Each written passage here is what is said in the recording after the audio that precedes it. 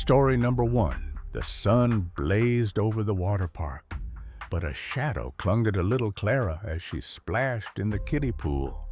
Laughter and screams filled the air, yet something felt off. A pair of eyes watching from beyond the colorful slides. She was only 4, too young to sense the danger, but the world seemed to hold its breath. A boy approached, his smile too hot, his voice too smooth. "Come with me," he whispered, pointing to the wave pool.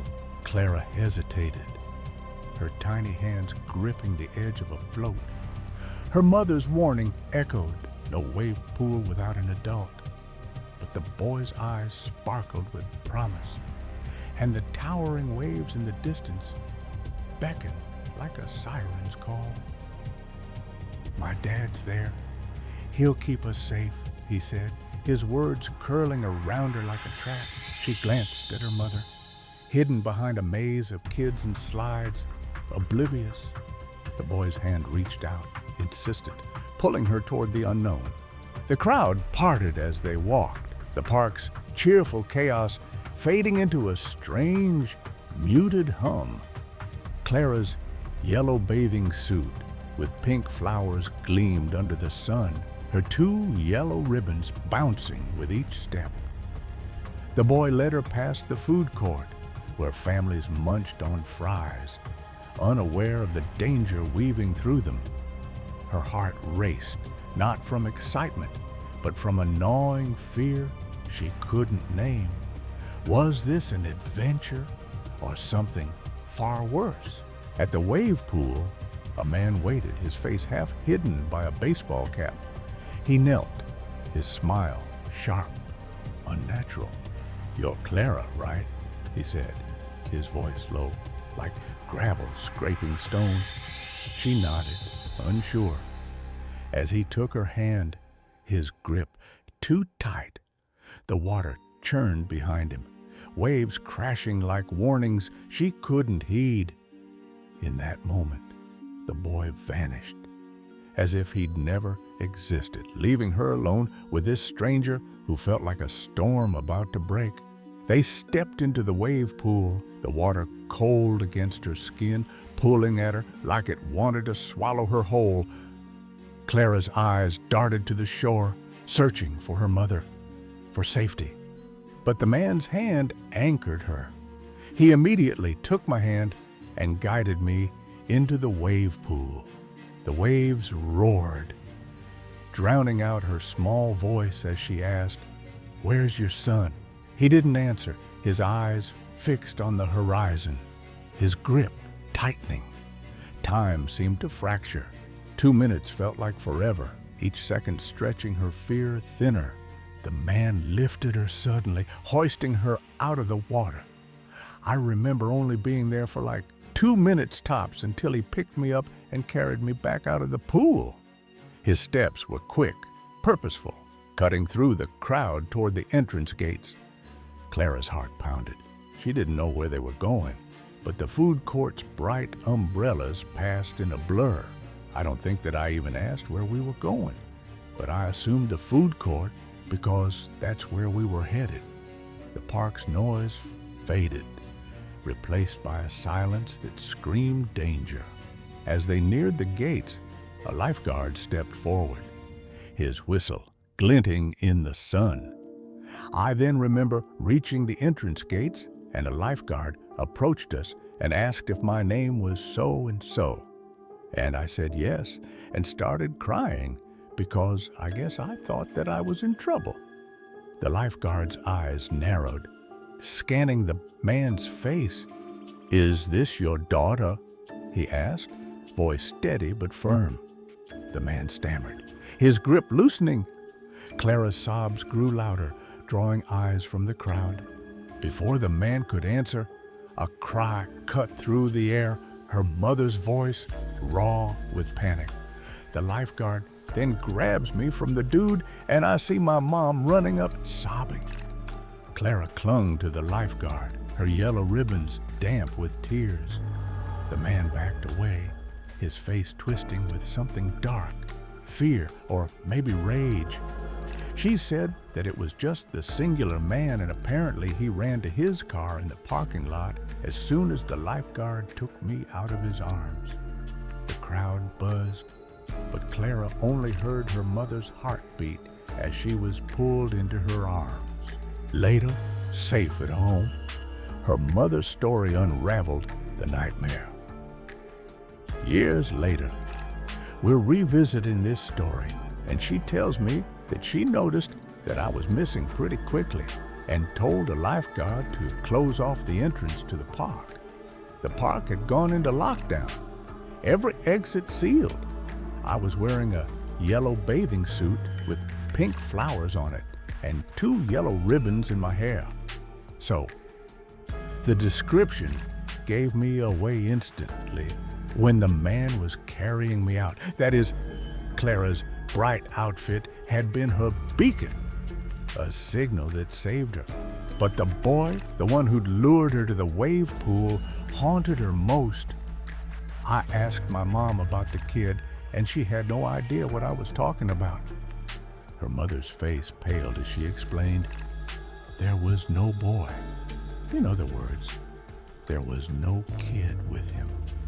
The man had acted alone, his lies spinning a web to trap her. Clara shivered, the memory of his too wide smile lingering like a ghost.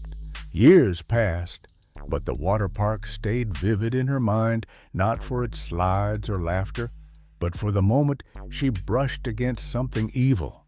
The park was a place of joy for most, but for Clara, it was a lesson carved in fear. Trust could be a trap, and safety could vanish in a heartbeat. She never returned.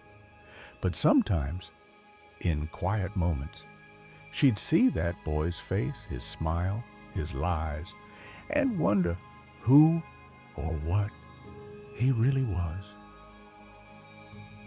Story number 2. In the dead of a rain-soaked night, the old Victorian house stood like a sentinel, its warped wooden beams groaning under the weight of secrets older than the city itself. Ezra, barely 18, had claimed the top-floor apartment as his own, a sanctuary of solitude in a life that rarely paused. The storm outside raged, hammering the windows with relentless fury, as if the heavens themselves were trying to warn him. He'd always felt the house watched him, its creaking floors and shadowed corners alive with whispers he couldn't quite hear. But tonight, something was different. Something was awake. Ezra bolted upright in bed, his heart pounding as if it meant to escape his chest. The room was swallowed in darkness, save for a faint sliver of streetlight clawing through the curtains. He hadn't meant to fall asleep, not so soon, but exhaustion had claimed him. His eyes darted to the digital clock glowing faintly on his nightstand. Only 5 minutes had passed since he'd closed his eyes, yet the air felt heavy, oppressive, like the house itself was holding its breath. A chill slithered down his spine, and then he heard it, a low, guttural hiss. Not from the storm, but from somewhere above. One night, while he was about 10 or maybe 18, he was living in this old Victorian home on the top floor. He lived alone. The apartment was a steal at $270 a month, a rare gem so close to the city's pulsing heart, and it was a creepy place. He loved the upstairs. It was very nicely done. High ceilings, ornate molding, windows that framed the skyline like a painting. But the house had a presence, a weight that pressed against Ezra's senses, especially when he was alone. That night, the storm had trapped him indoors, a rare moment of stillness in his whirlwind of jobs and friends. It was raining very hard that day, and he remembered looking outside and watching the puddles get bigger and bigger, and he went to bed quite early. Ezra's life was a blur of motion, 2 jobs, late-night coffee runs, and laughter-filled evenings with friends who never seemed to sleep. The Victorian, though, was his anchor, its ancient walls a quiet counterpoint to his calm. Yet, the house had its quirks. Keys would vanish from their hook, only to reappear under the sofa. Books he swore he'd left on the shelf would turn up open on the kitchen counter, their pages marked with passages he didn't recall reading. He'd dismissed these as quirks of an old building, but tonight, those quirks felt like warnings. Suddenly, though, he woke up abruptly, after what felt like he had been sleeping for a long time. It was completely dark, almost pitch black in his bedroom. The hiss grew louder, a sound that wasn't sound, but a vibration in his bones. He looked up to the ceiling of his bedroom, and there was a black blob-like form that was just moving and changing size and slowly making its way to him. It wasn't smoke, nor shadow, but something alive, pulsing with intent. Its edges writhed, stretching and contracting like a living bruise against the ceiling's peeling paint. Ezra's breath caught as the realization hit. It was coming for him. His body betrayed him. His limbs felt pinned to the mattress, as if invisible chains had coiled around his wrists and ankles. He became unable to move his limbs, his body. He could not talk or scream. His voice was a prisoner in his throat. His screams reduced to silent gasps.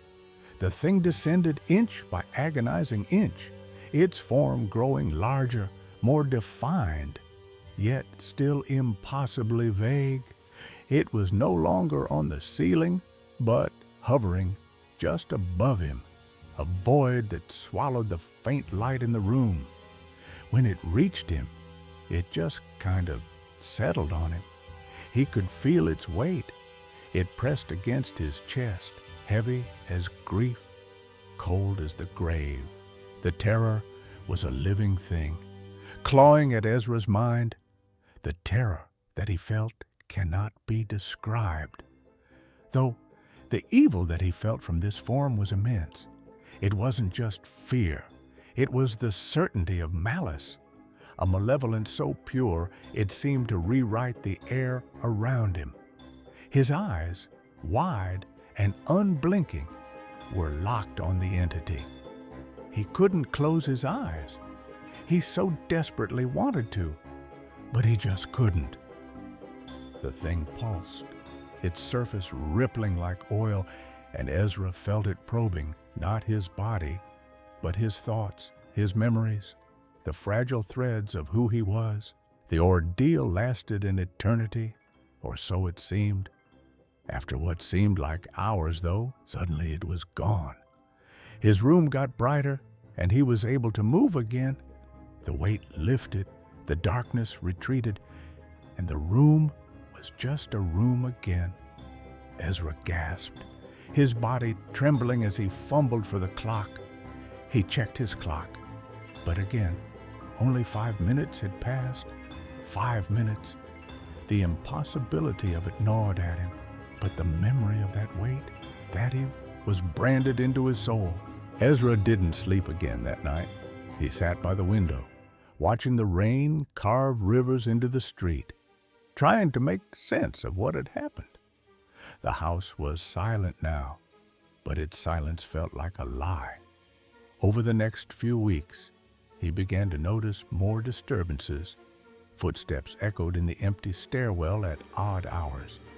The mirror in the hallway seemed to reflect movement just out of sight. Once, he found an old photograph tucked inside a book, a faded image of a woman in Victorian dress, her eyes scratched out with a pin. This experience happened 2 more times while he was living in that old Victorian house. Each encounter was the same: the hiss, the shadow, the paralysis, the weight. Each time it left him more shaken, more certain that the house was not just haunted, but alive. Feeding on his fear, desperate for answers, Ezra spent hours in the city library, poring over dusty tomes and microfiche. He later learned, though, through research at the library, that he had apparently been visited by an incubus. The word sent a shiver through him. An ancient entity, a parasite of nightmares, drawn to the vulnerable. But the incubus was only part of the story. The house had a history, one the library's archives whispered in fragments. Built in 1873, it had been a boarding house, a doctor's residence, and, briefly, a place of ill repute. A fire in 18D had claimed lives, though the records were vague on how many or who. Locals called it cursed, a magnet for tragedy. Ezra began to wonder if the shadow was tied to the house itself, a remnant of its violent past. Ezra moved out 6 months later, unable to bear the house's oppressive presence. When he returned to the city that he grew up in and lived in that house, he drove by it. It's still standing, a decaying relic, its windows boarded, its paint peeling like dead skin. It's a lot more rundown, that's for sure. He never entered it again, but the memory of those nights followed him, a shadow he couldn't outrun. Years later, Ezra learned the house had been sold, divided into apartments, then abandoned again. A lot of strange things would happen in those rooms. Things would go missing, and he'd find them in very odd places. Tenants reported similar disturbances, objects misplaced, cold spots, the feeling of being watched. Some claimed to have seen a dark shape, a formless mass that lingered in doorways. The house was listed for sale again last year, but no one stayed long. Ezra never forgot the weight of that shadow, the way it seemed to know him. He wondered if it was still there, waiting in the Victorian's rotting heart, hungry for the next soul to claim. The city moved on, but the house remained, a monument to its own darkness, its secrets buried in walls that refused to fall. Story number 3. The fire crackled, its glow a frail shield against the endless dark of the Idaho wilderness. Beyond the flames, the forest loomed, its trees like silent sentinels guarding secrets older than time. A sudden hush fell, as if the night itself held its breath, waiting for something to emerge. Then, from the void, a voice, soft, eerie, and not quite human, called out a single word: honey. It was no hiker lost in the woods. It was something else, something that made the blood run cold. They were camping one night, a small group of friends seeking adventure on the rugged 4x4 trails of southern Idaho. They sang around a campfire for a while, their voices mingling with the rustle of leaves and the distant howl of a coyote. The stars blazed above, and the air was crisp with the promise of autumn. Eventually, their friends went to bed, leaving Caleb and his partner, Mara, to linger by the fire's glow. They stayed up longer, enjoying the atmosphere, the warmth of the flames a comfort against the chill. But as the night deepened, everything went dead silent, like the world was on mute. The crickets stopped chirping, the wind ceased its whisper, and an oppressive stillness settled over the camp. Caleb, no stranger to the wild, recognized the sign. He knew this happened when a predator was nearby in bear country. He kept bear spray handy, its weight a reassurance, clipped to his belt. But this silence felt different, thicker, almost alive with intent. He and Mara continued to enjoy the fire until they heard someone far off say "honey" 3 times. It was distant, yet sounded like a whisper, not a yell, with a questioning tone, like a woman calling for her husband. The word hung in the air, delicate but wrong, like a melody played on a broken instrument. Caleb's spine prickled. Mara's eyes widened, her hand tightening on his arm. A friend peeked out from his rooftop tent, asking if they'd called out. They hadn't. The group huddled closer, the fire's light no longer enough to push back the dark. The sound didn't feel right, like something mimicking a woman's voice, but not human. It was too perfect, too hollow, like a recording from a throat that didn't breathe. They tried to rationalize it. Perhaps a hiker, lost under the full moon, not far from the nearest town. But the explanation felt flimsy. A lie they told themselves to keep fear at bay. The friend and his girlfriend rejoined them, noting the absence of wildlife sounds. The forest was a tomb, and they were intruders in its silence. Minutes passed, the group whispering theories. Maybe a prank, maybe a lost soul. Then the honey sound came again. The friend agreed it didn't sound right. He called out hello to check for a lost woman, but nothing answered. The silence that followed was worse, heavy with the weight of unseen eyes. Caleb scanned the trees, his bear spray in hand, but the threat felt beyond flesh and claw. A few minutes later, the call came from the opposite direction. No hiker could circle their camp that fast. The realization hit like a punch. Whatever was out there was playing with them. Panic crept in. They lit their floodlights and swept the beams across the forest, revealing nothing but twisted branches and shadows that seemed to shift just out of sight. They quickly left the area, piling into their trucks, the engines roaring as they fled. Their overland trip ended abruptly. The road stretched ahead, but the word honey echoed in their minds, a haunting refrain. Caleb glanced back, half expecting to see a figure in the rearview mirror, its lips forming that cursed word. Back in town, they sought answers. An old ranger at a nearby diner listened to their story, his face grim. He spoke of the Idaho wilds, where the land held memories of those who'd vanished, trappers, miners, lovers who never returned.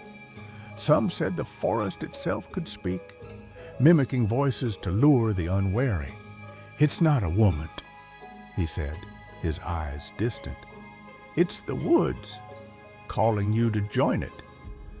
Caleb shivered, the ranger's words sinking into his endurance. The group vowed never to return, but the forest's call lingered, a whisper in their dreams. Years later, Caleb found a journal in an antique shop, its pages brittle with age. It belonged to a settler's wife from the 18th, who had written of her husband, lost in those same woods. She'd called for him each night, her voice breaking. "Honey, where are you?"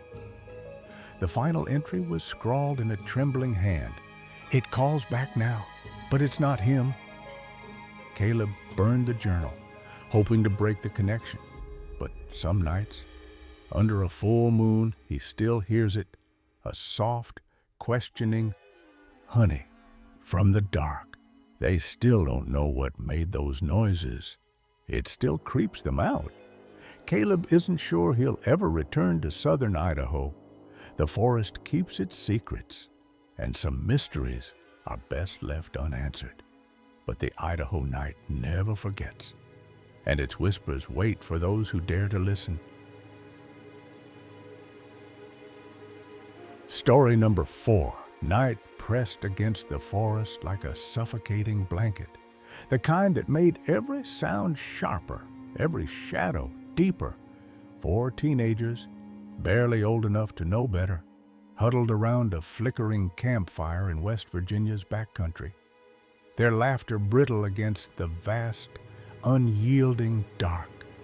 They'd come to Hollow Creek for one last adventure before life tore them apart, unaware that something ancient and restless was watching from the trees. The air grew heavy, thick with the scent of damp earth and something sour, like rot, carried on the wind. The creek nearby, black as ink under the moonless sky, whispered secrets it had held for centuries. Secrets of drownings, betrayals, and blood spilled in forgotten graves. The group's chatter faltered as a chill slithered down their spines, uninvited. Then it came, a rhythmic sloshing, deliberate and close, as if someone or something was wading through the creek toward them. No one spoke, no one breathed. The sound grew louder, closer, until it felt like it was right behind them, waiting. They swung their flashlights wildly, beams cutting through the dark, but found nothing. Yet the sloshing didn't stop. It circled them, taunting, as if the night itself had grown legs and malice. One of them, Jake, whispered a prayer under his breath, his voice trembling, and then, from the silence, a voice, not human, not entirely, spoke directly into their ears. "You don't belong here." The words were ice, sharp and final, and they knew in that moment they'd crossed a line they could never uncross.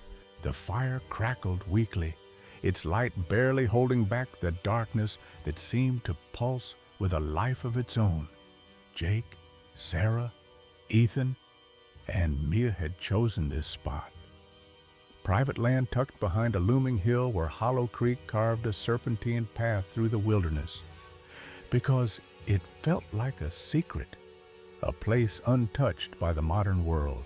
They decided to go camping before graduation as a friend group of 4, just to do something one last time before they all went their separate ways in life. But the land had secrets of its own, older and crueler than they could imagine. The area was steeped in tragedy. A mother and her young son had drowned in the creek decades ago, their bodies tangled in the roots of a gnarled willow. A drug deal gone wrong had ended in a hail of bullets at a nearby cabin, the bloodstains still faintly visible on the rotting floorboards. And long before that, laborers, exploited and forgotten, had perished in cave-ins while carving twin train tunnels through the hill. They were actually buried in a long-forgotten little graveyard nearby, the tunnels that has since been found and restored. The locals whispered of restless spirits, of shadows that moved without bodies, but the 4 friends laughed off the tales as they pitched their tents. Jake and Ethan, cousins with a knack for trouble, wandered down to the creek bed after sunset, their spotlight slicing through the gloom. My cousin and I sat back on the creek bed, maybe 20 yards away from the camp spotlight. The water was still, reflecting nothing but the void above. Then a sound, a sort of like rhythmic sloshing sound, a slosh of what sounded like somebody wading through the water, maybe halfway up to their shin deep. It was steady, deliberate, like footsteps. Jake's grip tightened on the flashlight. They shined the light around upstream and spotted symmetrically and rhythmically consistent disturbances made by what looked and sounded like invisible feet or legs sloshing toward them. The beam caught ripples spreading in perfect circles, but there was no one there. Ethan's stomach churned. "Fish?" he muttered, but his voice lacked conviction. When they would turn their spotlights off, it would start again. It would then stop when illuminated. Whatever it was playing with them, reacting to their every move. This was the first ice bucket stomach clenched moment they knew that this was not fish and could not rationalize what was actually happening. Fear drove them back to the campfire, their footsteps crunching louder than they should have. As they made their way back, they heard the sloshing make its way to where they were on the bank, and the noise stopped. The others, Sarah and Mia, were laughing over burnt marshmallows, oblivious. Jake and Ethan exchanged a glance but said nothing, their hearts pounding. They didn't want to sound crazy, but the night wasn't done with them. As the group sat in uneasy silence, the tall grass ringing their campsite began to rustle. They then all saw the tall grass disturbed as something that we couldn't see ran around the foliage perimeter of our circularly cleared campsite. It moved too fast to be a deer, too deliberate to be the wind. Sarah clutched Mia's arm, her nails digging in. "What the hell was that?" she hissed. Then came the voice. It started as a low murmur, like static in their minds, but grew clearer, sharper, until every word was unmistakable. They began to hear what sounded like a man talking to them, as in speaking into the ear of each person. The left ear, if that matters. It said, "We shouldn't be there, and we needed to leave," before growing more insistent. "You need to leave." The voice wasn't just in their heads, it was in the air, in their bones, a command that made their blood run cold. Panic set in. They scrambled to their feet, eyes darting to the darkness beyond the fire's glow. Was it a prank, a hunter? But the voice had no source, no body, and then they saw it. All four of them saw what they described as a tall black shadow man wearing what looked like a hat relaxing against the front of their ATV. Its form was solid, yet wavering, like smoke given shape. No feet. The legs ended in sort of wavy lines, like looking above the fire at the heat waves. It stood out against the night, undeniable. Mia screamed, shattering the spell. It straightened up when they saw it, and it saw them, and it just sort of hung there, staring at them for a few seconds. Then, with impossible speed, it zipped like the flash back towards the train tunnels people had died in. The group bolted for the ATV, their breaths ragged. When they went to start the ATV, it turned over sluggishly as if the battery had been slightly drained, despite working fine not long before. They fled, the engine's roar barely drowning out their terror. The road back to civilization felt endless, the shadows of the trees clawing at them from every side. They didn't speak of it for weeks, but the encounter left scars. Jake started having nightmares of drowning. Sarah couldn't stand being alone in the dark. Ethan and Mia drifted apart, haunted by a shared secret they couldn't name. Months later, Jake's uncle, who owned the land, shared a story that turned their blood to ice. He'd been hunting on the hill one night when a rock slide nearly killed him, pinning him under a boulder. He should have died there, alone in the dark. But someone had lifted him, carried him to his ATV and set him on the path home. He swore it was a man in a hat, his form flickering like a dying flame. He said, "The man in the hat that the kid saw at the creek that night helped pick me up off the ground and put me back on the ATV and turn me around." The shadow man wasn't just a specter. He was a guardian, or perhaps a warning.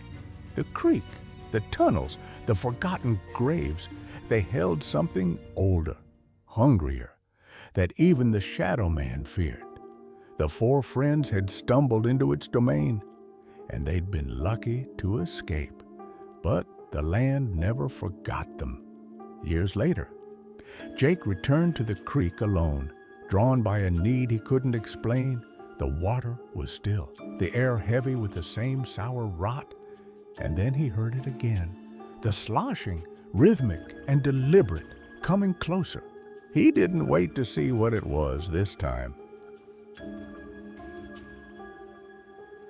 Story number 5. The house stood silent under a moonless sky, its weathered walls cloaked in an unnatural stillness. Somewhere inside, a young man named Elias froze, his breath catching as a faint voice, a woman's voice, slipped through the cracks of his bedroom door. He wasn't alone. He'd lived in that old house for years, to be exact, and never once had he felt this kind of dread. I've lived in this house alone for about 5 years now, I would say, but tonight, something was different. The air felt thick, like it was pressing down on him, and the darkness seemed to pulse with a life of its own.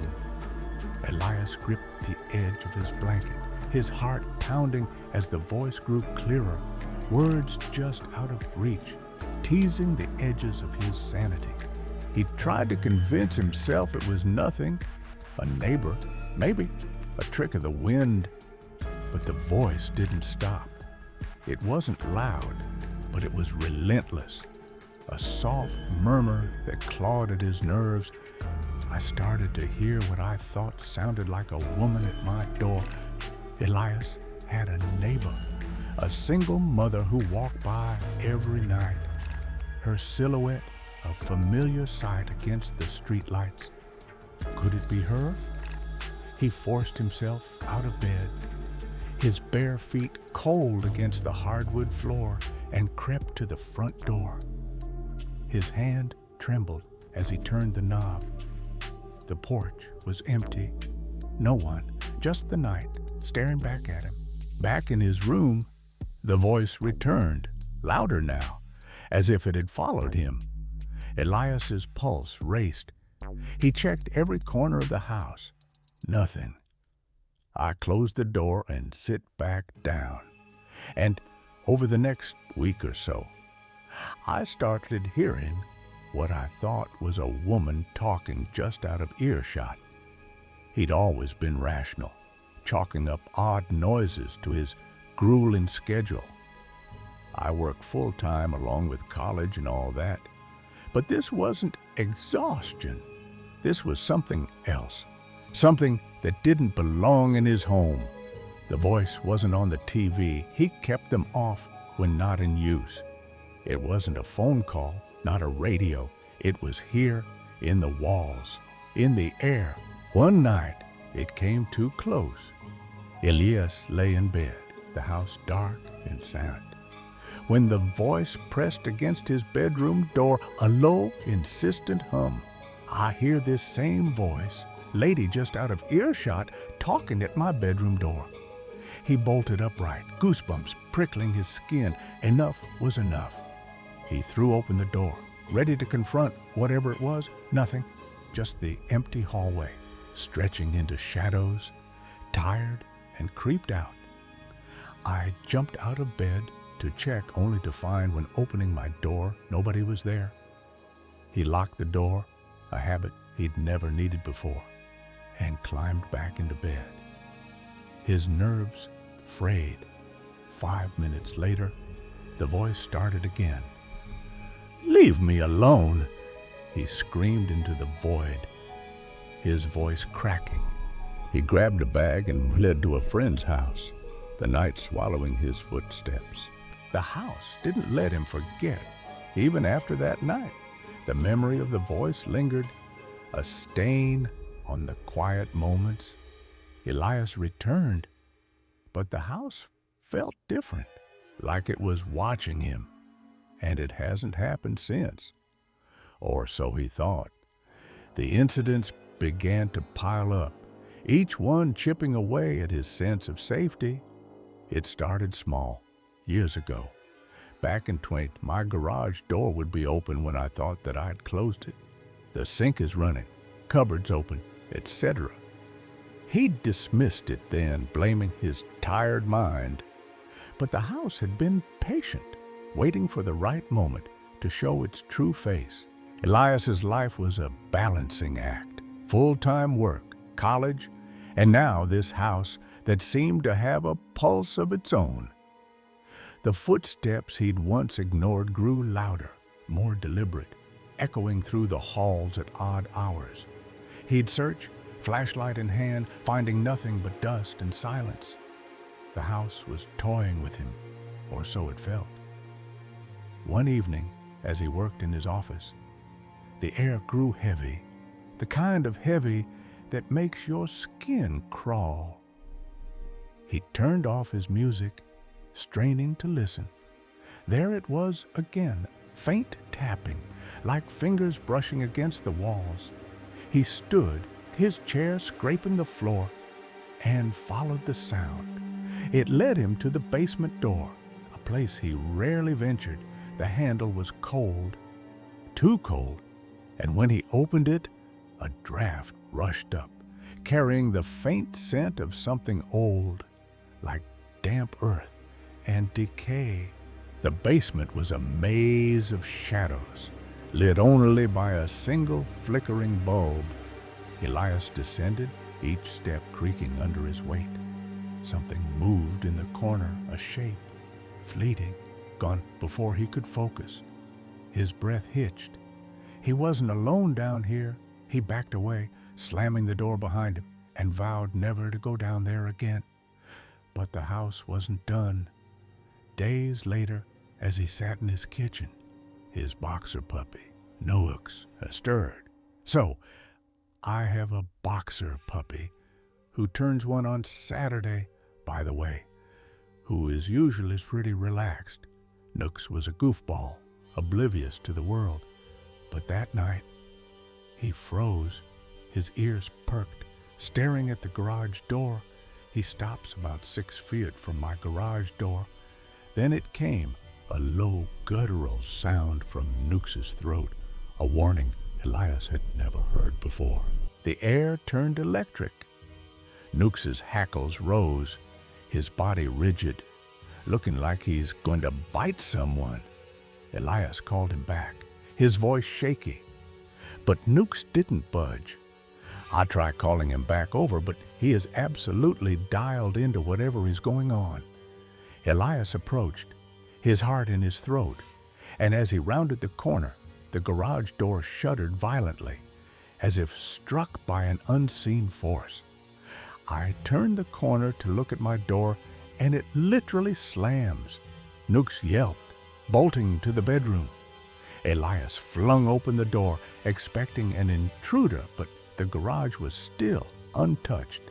I, on the other hand, opened my door, run into my garage to see if someone had tried to break in, only to see that everything was perfectly quiet. He grabbed Nooks and fled to his friend's house again, the night closing in around them. The house grew bolder. One night, as Elias worked late, the silence was shattered by a ringing phone. All of a sudden, my home phone starts ringing. The problem? I haven't had a phone connected since the hurricane swept through Florida and have had no reason to put it back in. He stumbled to the living room, where the old landline sat, unplugged, its cord dangling uselessly. I quickly jumped out of bed, shuffled out to check the phone, and sure enough, it's ringing at me. He lifted the receiver, and the line went dead. I picked it up, and it immediately died. He threw the phone away the next day, his hands shaking. What was this place? What had he been living with all these years? Elias's days became a blur of paranoia. Feels like I have to watch my back constantly now because something just might happen. The house was no longer Torah home. It was a predator waiting for him to let his guard down. He stopped sleeping, his eyes darting to every shadow, every creak. One night, he found something new, a faint outline on the living room wall, like a handprint, but too long. Too thin to be human, it hadn't been there before. He touched it, and the wall felt warm, alive. He stumbled back, his mind racing. The house was changing, or maybe it was revealing what it had always been. The final straw came on a quiet evening. Elias sat in his office, trying to focus on homework, when the lights flickered. Not just a flicker, a pulse, like the house was breathing. The air grew cold, and Nooks, usually sprawled at his feet, stood, his eyes fixed on the ceiling. Elias followed his gaze. Something scratched above, slow and deliberate, like nails dragging across wood. He grabbed a flashlight and climbed to the attic, a place he'd avoided since moving in. The hatch creaked open, revealing a cramped space filled with dust and cobwebs. In the corner, half hidden by boxes, was a small wooden chest, its surface carved with symbols he didn't recognize. His hands shook as he opened it, revealing a bundle of yellowed letters, photographs of people he'd never seen, and a single cracked mirror. The mirror was cold to the touch, its surface cloudy but reflective. Elias stared into it, and for a moment he saw her, a woman, her face pale, her eyes empty, standing behind him. He spun around, but the attic was empty. The mirror fell from his hands, shattering on the floor. The scratching stopped, but the house felt alive, its walls humming with energy. Elias didn't wait. He grabbed Nooks, packed a bag, and left, vowing never to return. I'm losing sleep over this, and honestly, I really just don't know what to do at this point. The house stood silent behind him, its secrets locked within, waiting for the next soul to claim. Story number 6. The city never slept, but at 3 o'clock p.m., it held its breath. On a narrow balcony overlooking a maze of concrete and glass, Daniel stood alone, the ember of his cigarette glowing like a tiny beacon. He wasn't one for sleepless nights, but tonight felt different. An itch in the air, a weight he couldn't shake. He exhaled, watching the smoke curl upward, when something caught his eye in the window's reflection, a shape, hunched and wrong, perched on the rooftop across the street. He froze, heart thudding. The reflection wasn't clear, but it wasn't human, not quite. It soared low, limbs bent at angles that made his stomach twist. Daniel blinked, telling himself it was the hour, the exhaustion. He turned to face the rooftop directly, expecting nothing, and there was nothing. Just the flat, empty ledge under the sodium glow of a street lamp. He laughed under his breath, shaking his head. Imagination, that's all. But as he flicked ash over the railing, his eyes drifted upward again. There it was. Not in the reflection this time, but real, solid, impossible. A figure crouched on the ledge, its silhouette sharp against the city's faint glow. It didn't move like a person. It didn't sit like one either.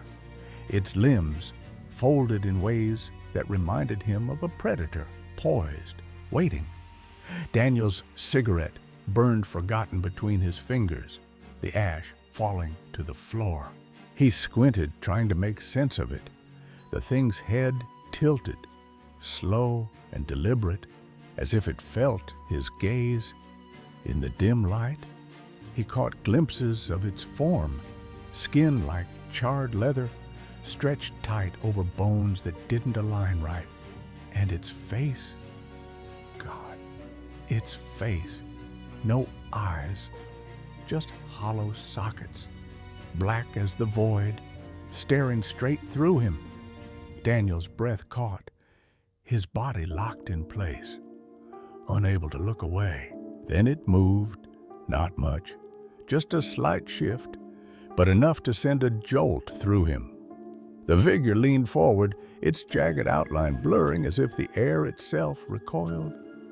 Daniel's mind screamed to run, but his feet wouldn't budge. He was trapped, caught in a silent exchange with something that shouldn't exist. And then, in a blink, it was gone. The ledge was empty again, the night swallowing it whole. I was facing the window, and in the window I saw a reflection of something sitting on the rooftop of the building opposite across the street. I turned around, and there was nothing. Daniel stumbled back, his cigarette falling to the balcony floor.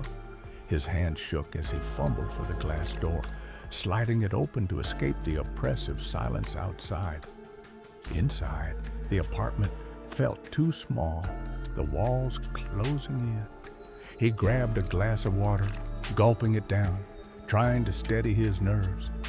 The rational part of his mind, the scientist in him, insisted it was a trick of the light, a shadow cast by some mundane object. But his gut knew better. The quiet didn't last. A sound pierced the night, sharp and unending, like a siren, but worse. I then hear a scream coming from somewhere nearby. It wasn't just a scream, it was relentless, a single note of agony that didn't pause for breath. It sounded almost human, but not quite, like a recording stuck on loop. Daniel stepped back onto the balcony, gripping the railing. The sound seemed to come from everywhere and nowhere, echoing off the buildings. He scanned the street below, but it was empty, the city frozen in its late-night hush. Against his better judgment, Daniel found himself moving, me being a bit of an idiot. I went downstairs and started walking towards the sound. The stairwell was dim, the fluorescent lights flickering as he descended. Outside, the street was a tunnel of shadows, the street lamps casting weak pools of light. He walked, the scream guiding him like a beacon. His footsteps echoed, the only other sound in the stillness. The rational part of him screamed to turn back, but something deeper, a pull he couldn't name, kept him moving. The scream never changed. The road was dimly lit and not a soul in sight. I walked, and I think about maybe 5 minutes. I realized suddenly that the sound was exactly like it was from my balcony. It should have grown louder, closer, but it didn't. It was as if the sound existed outside of space, a constant that defied physics. Daniel's mind raced, trying to make sense of it. He was a scientist. Damn it. Things had explanations. But this didn't. He kept walking, the city giving way to narrower streets, the buildings growing older, more dilapidated. The scream was a tether pulling him deeper into the night. At times, he lost himself, his thoughts blurring, his body moving on autopilot. Every once in a while, I would forget that I was walking, or even where, and just kept walking. And then I would sort of snap back as well. It was like waking from a dream, only to realize he was still caught in it. The air grew heavy, the shadows thicker, and he felt eyes on him, not from the figure, but from the city itself. Watching, waiting, Daniel stopped, his breath ragged. He was far from home now, in a part of the city he didn't recognize. The buildings here were skeletal, their windows boarded or broken, the streets littered with debris. The scream hadn't stopped, but it hadn't gotten closer either. It was an extremely eerie sound, almost human, but not quite. It was wrong, like a voice stretched beyond its limits, a sound that didn't belong in this world. He turned, intending to head back, but the pull was still there, urging him forward. He resisted, turning on his heel. He started the long walk home, the scream following him like a shadow. The city felt different now, its edges sharper, its silence heavier. Every step was a fight against the urge to turn back, to follow the sound to its source. He didn't know why, but he felt certain that if he did, he wouldn't come back. The thought sent a chill through him, colder than the night air. Back in his apartment, Daniel locked the door behind him. I eventually reached home and opened a can of beer, and after a while, I went to sleep. The beer did little to calm him, but exhaustion won out. He collapsed into bed, the scream still echoing in his mind, a ghost that refused to fade. Sleep came, but it was restless, filled with the half-formed images of hollow eyes and charred skin. Morning brought clarity, or so he hoped. Daniel returned to the rooftop across the street, determined to find answers. I woke up the next morning and went to that rooftop to see if I could find anything. I first inspected the spot that I first saw in the reflection, and then the ledge, and there was nothing. He searched every inch of the ledge, even sprinkling baby powder and laying strips of tape to catch any trace of what he'd seen. Nothing. No footprints, no fibers, no sign that anything had been there. But the absence of evidence wasn't enough. Daniel's mind churned, replaying the night before. I don't really believe in ghosts or the paranormal like it all. I honestly still don't because, well, I'm just a scientist at heart. Yet this defied logic. He wasn't drunk, wasn't high, wasn't hallucinating. The figure had been real, the scream had been real, and the pull he'd felt was real. He sat on the ledge, staring out at the city, searching for an explanation that wouldn't come. Days passed, and the incident faded, but it never left him.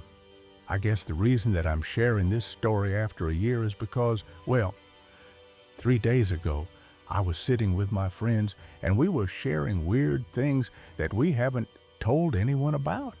His friends' reactions, wide eyes, nervous laughter, brought it all back.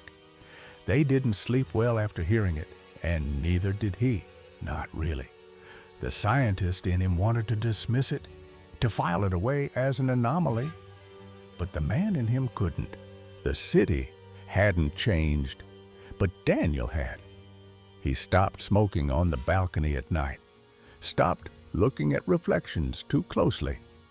The scream was gone, but its echo lingered, a reminder of something he couldn't explain. And somewhere, in the maze of rooftops and shadows, he felt it watching, waiting for him to look up again. Story number 7. The ocean stretched endlessly before the cliffs of Cambria, its waves whispering secrets to the night. In a crumbling apartment block perched on the edge of California Beach, a boy named Tomas slept uneasily on a sagging couch. The air was thick with the salt of the sea, but something else hung heavier, an unnatural stillness that pressed against the windows.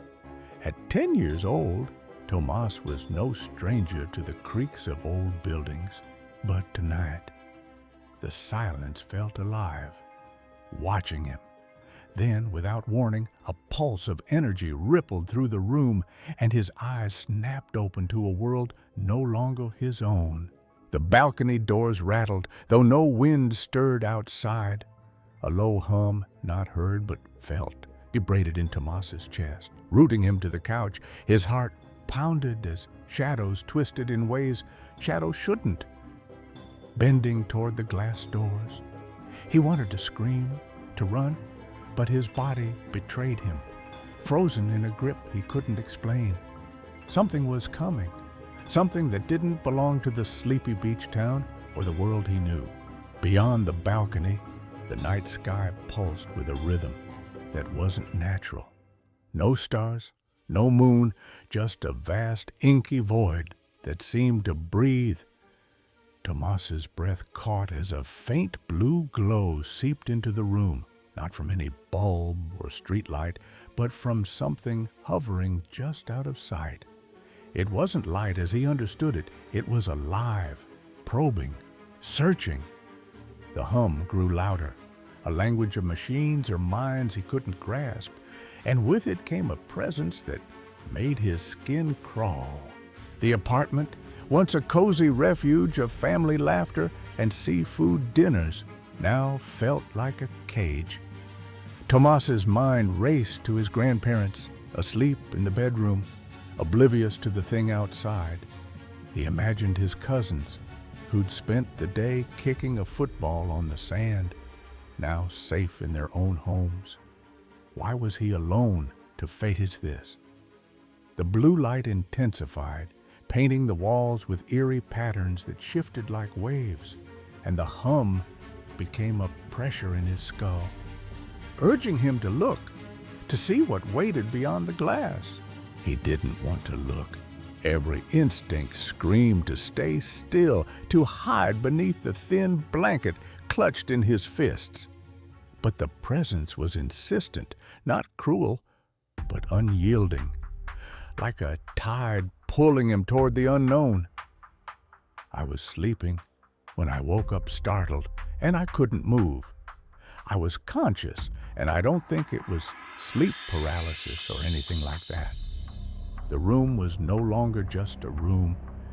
It was a stage.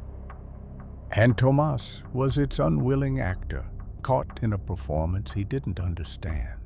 The building on California Beach was a relic, its wooden stairs worn smooth by decades of summer crowds. There's this huge building at the end of California Beach, though, which seems to be falling off the edge. And there's these sort of wooden stairs that you need to climb to directly access the building from the beach. Tomas had loved the view from the 8th floor, the way the ocean stretched to the horizon. But now that view was a threat. The balcony, where he'd watched gulls soar, was a threshold to something otherworldly. I used to sleep in the living room couch, which had access to the balcony. His family had come to Kimbra every August, a tradition of sun-soaked days and late-night stories. So when I was a kid, we used to go on these monthly vacations in August to a beach town here in Portugal called Coimbra. It was always very fun going to the beach every day, playing football with my cousins, going out for dinner to eat seafood. But this night was different. His father, usually a comforting presence on the couch, was absent, likely back at work. Usually, my dad would sleep there as well while my grandparents stayed in the only bedroom. However, I can't remember why he wasn't there this particular night. The hum shifted, no longer just sound, but a sensation, like fingers brushing the edges of his thoughts. It was a loud, buzzing sound and a sort of light blue light covering the whole living room. Tomas's fear wasn't of monsters or ghosts, but of the unknown. a vast intelligence that didn't care for human rules. It seemed to be some kind of a UFO just hovering near the balcony. He sensed it wasn't evil, but its indifference was worse. It was a force that could erase him without malice. I don't think it was evil or demonic or whatever, but just terrifying and sort of threatening. The light pulsed in sync with the hum, and the balcony doors trembled as if straining to hold something back. Tomas's mind flickered to stories he'd heard from fishermen, tales of lights over the sea that lured boats to their doom. Had those lights come for him?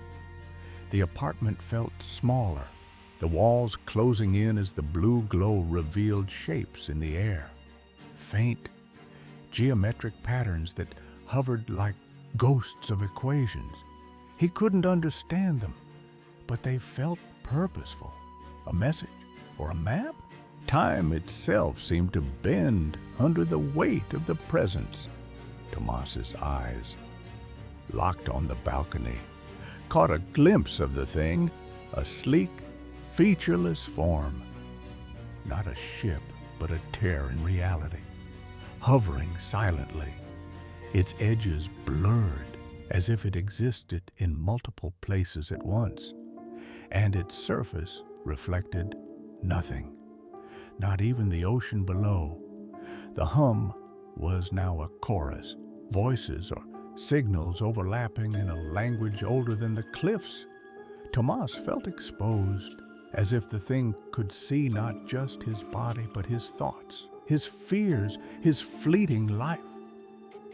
He was insignificant, yet it had chosen him to witness it. He clung to one thought: this isn't a dream, this is real, and I won't forget that this is really happening. The words anchored him, a lifeline against the tide of terror. I promised myself not to move until it was gone. But the gap in his memory was a wound. Did he sleep? Or did the thing take something from him? And then the weirdest thing is that I cannot remember if I fell asleep again or if I simply waited for it to go away. But the next thing that I remember is that it was morning. Morning brought no answers. The balcony doors were still, the ocean calm, the apartment bathed in sunlight. Tomas stumbled to the glass, searching for signs, a scorch mark, a crack, anything to prove it wasn't his imagination. Nothing. His grandparents bustled in the kitchen, oblivious, their voices a stark contrast to the silence of the night. He wanted to tell them, to confess the weight of what he'd seen, but the words felt inadequate, like describing a color no one else could see. Days passed, and Cambria returned to its rhythm of waves and laughter.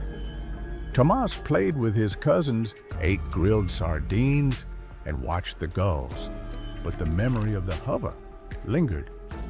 He began to notice details he'd ignored, the way the locals avoided certain cliffs at night, the old woman who rented the apartment muttering about lights that watch. Had she known? Had others seen it and stayed silent, like him? Years later, as a young man, Tomas stood on California Beach, the building still defying gravity at the cliff's edge. The wooden stairs creaked under his weight, and the ocean stretched as vast and unknowable as that night. He'd never spoken of the hover, not to his family or friends, but it shaped him. Anyway, this felt good to get it off my chest after so many years and finally voice it and tell some other people. The thing hadn't returned, but its presence was a shadow in his mind, a reminder that the world was larger, stranger than he'd ever imagined. He wondered if the hum still echoed somewhere, waiting for another sleepless night, another open mind. The cliffs of Cambria held their secrets, and Tomas knew he'd carry his forever. Story number 8. She stood alone on the curb, the night air thick with the scent of rain-soaked asphalt. Her phone glowed faintly, showing the Lyft app's promise of a ride arriving in 2 minutes, but something felt off. A prickle at the back of her neck, like unseen eyes watching from the shadows. Clara had made this trip dozens of times, shuttling between her apartment and her boyfriend Ethan's place in the next town over. Tonight, though, the street seemed too quiet. The stars hidden behind heavy clouds. A pair of headlights pierced the darkness, slowing as they approached. The car stopped, but the driver didn't roll down the window. He just stared, his silhouette unmoving, as if sizing her up. Clara hesitated, her hand tightening on her phone. She glanced back at Ethan's house, wishing he'd walked her out. The car's horn blared suddenly, sharp and jarring, making her jump. A voice called out, muffled through the glass, "You coming or not?"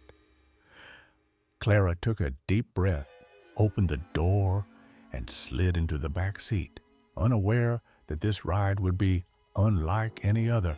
The interior smelled of cheap cologne and something sour, like spilled coffee left to fester.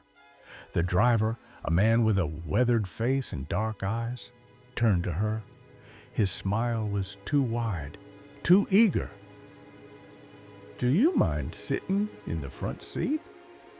I don't like for people to sit behind me," he said, his accent thick, words halting as he glanced at his phone, likely using a translation app. Clara frowned, uneasy, but nodded. Instead of letting her out of the car, he asked her to climb over the seat, which felt invasive. Wrong.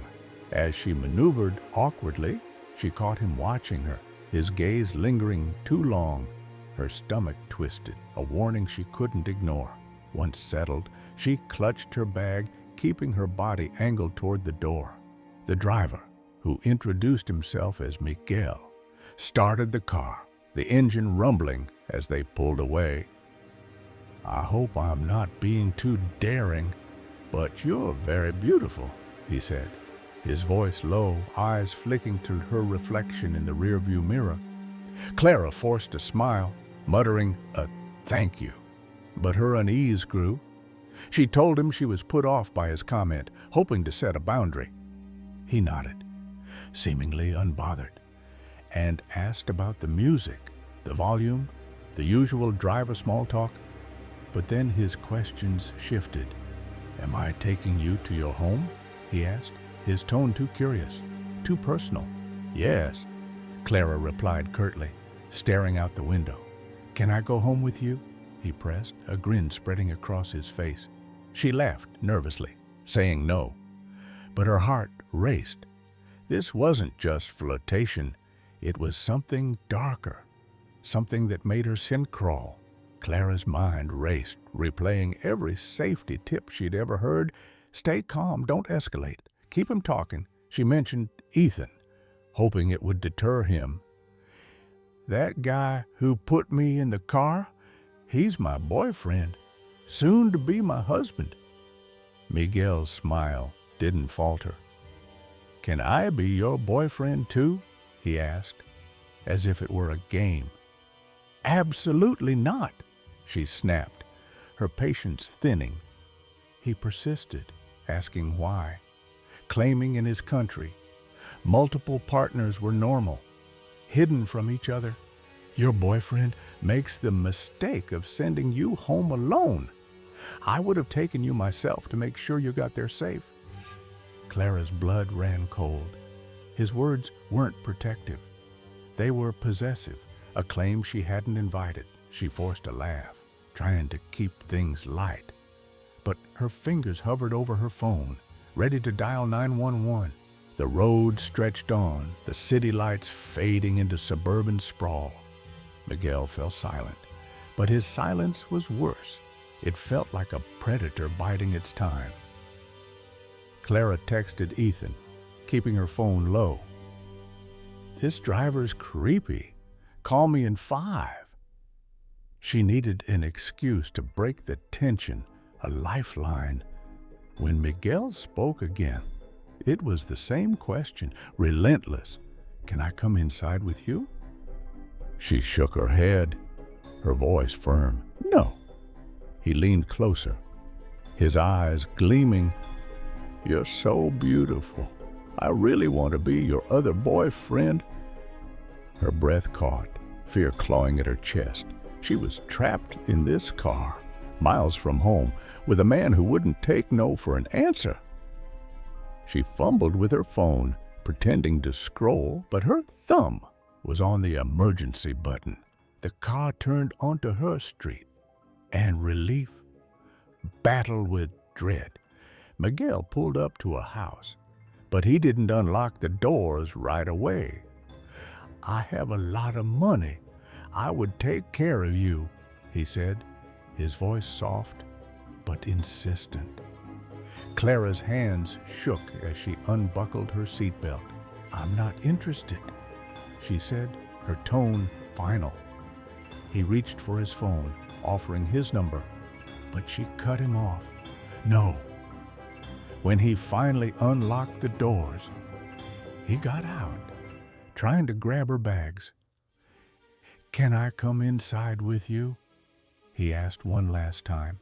Standing too close, Clara snatched her bags, muttered a quick "good night," and bolted for her door. Her hands fumbled with the keys, her pulse hammering as she glanced back, half expecting him to follow. She locked the door, slid the deadbolt, and called Ethan, her voice trembling as she recounted every detail. Inside, Clara sank to the floor, her back against the door. Ethan reported the driver to lift, but their response was a slap in the face. A measly $5 credit, no investigation, no accountability. The memory of Miguel's eyes, his persistent questions, lingered like a stain she couldn't scrub away. She wondered how many other women had sat in that car, felt that same creeping dread. The world felt smaller, more dangerous, and her nightly routine of lift rides was now tainted. But Clara wasn't helpless. She'd survive. And she'd make sure her story warned others. She posted about it online, urging women to trust their instincts, to carry pepper spray, to share their ride details. This wasn't just her story, it was a wake-up call. The next day, Clara drove herself to Ethan's. The car, her own small fortress. She couldn't shake the feeling that Miguel was still out there, picking up passengers. His intentions hidden behind a translator app and a disarming smit. What if he'd followed her home? What if he remembered her address? She installed a security camera, changed her locks, and started taking self-defense classes. The experience had rewritten her sense of safety, but it also ignited a fire in her. She'd never let fear win, not now, not ever. Her story spread, sparking conversations about ride-share safety, and Clara found strength in knowing she wasn't alone. But late at night, when the house was quiet, she still checked the locks, listening for the sound of a car that never came. Story number 9.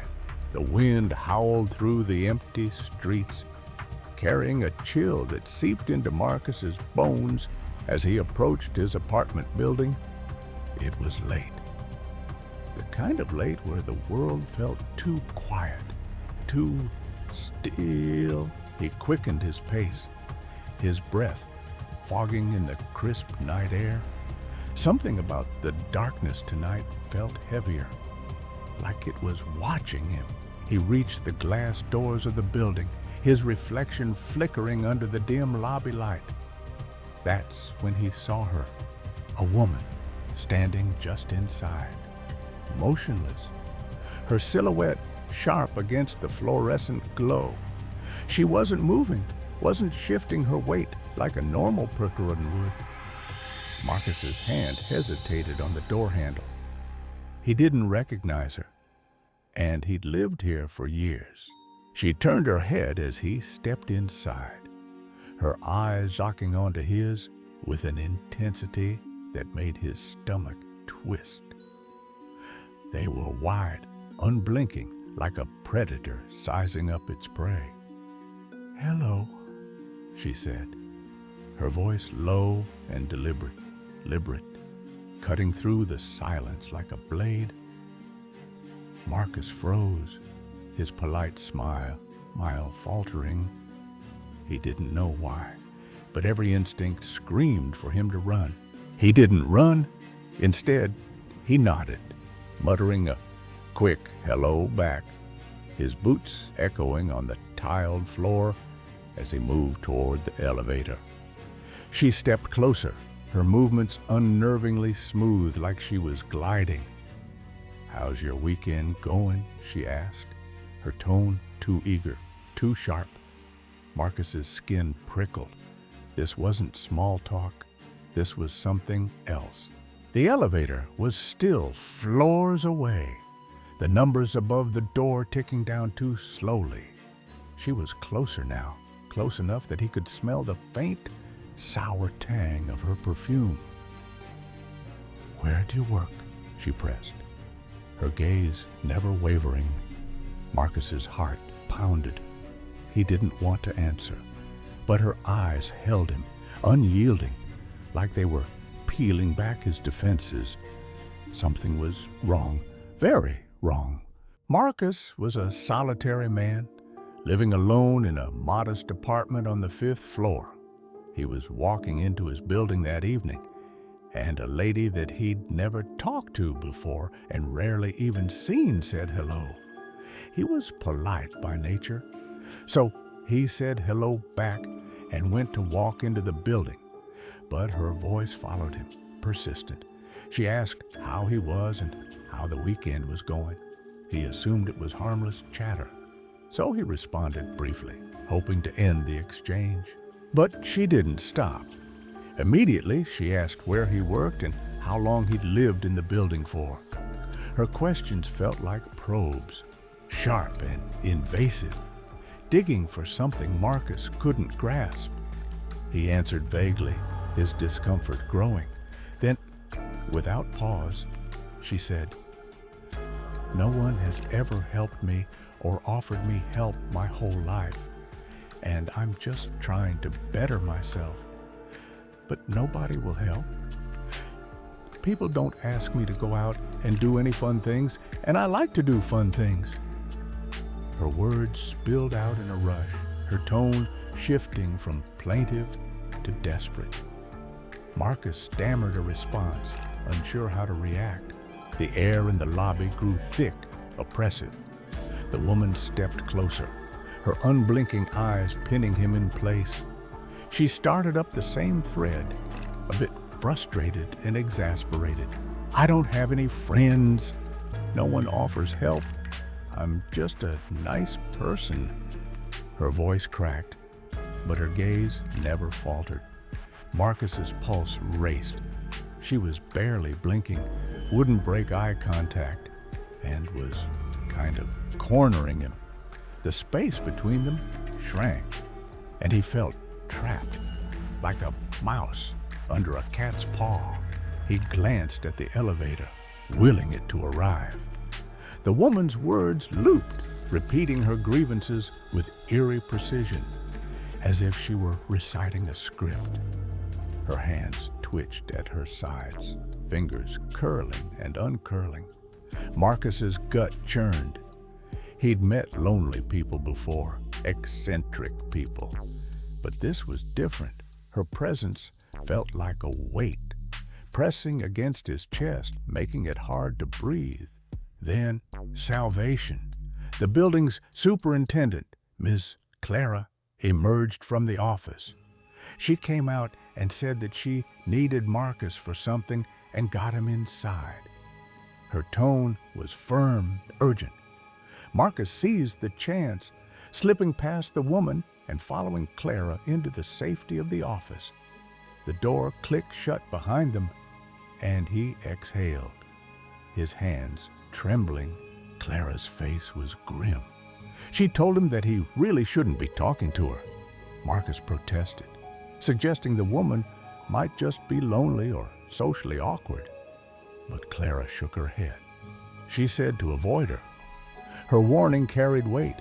Clara had a knack for reading people, a sixth sense honed by years in the building. Marcus nodded, promising to steer clear, but the encounter clung to him like damp rot. That night, Marcus couldn't sleep. The woman's face haunted him, those unblinking eyes, that relentless stare at her. But he replayed the encounter, searching for clues. Was she dangerous or just misunderstood? He'd worked with people on the spectrum, volunteered with the mentally disabled, and prided himself on empathy. He thought maybe she was just lonely and socially inept, but Clara's warning gnawed at him, and his instincts screamed otherwise. The next day, he noticed things, small things. A faint scratch on his apartment door, like someone had dragged a key across it. A shadow lingering in the hallway, gone when he turned. He told himself it was paranoia, but the unease grew. He was cool. He asked around discreetly, learning fragments about the woman. Her name was Lila, or so someone thought. She'd appeared in the building months ago, always alone, always watching. No one knew where she came from.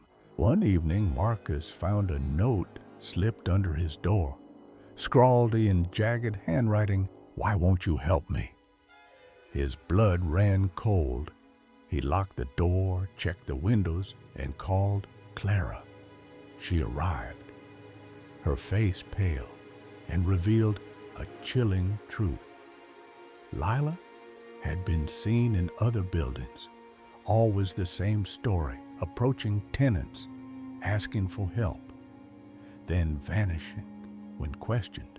Some claimed she wasn't human.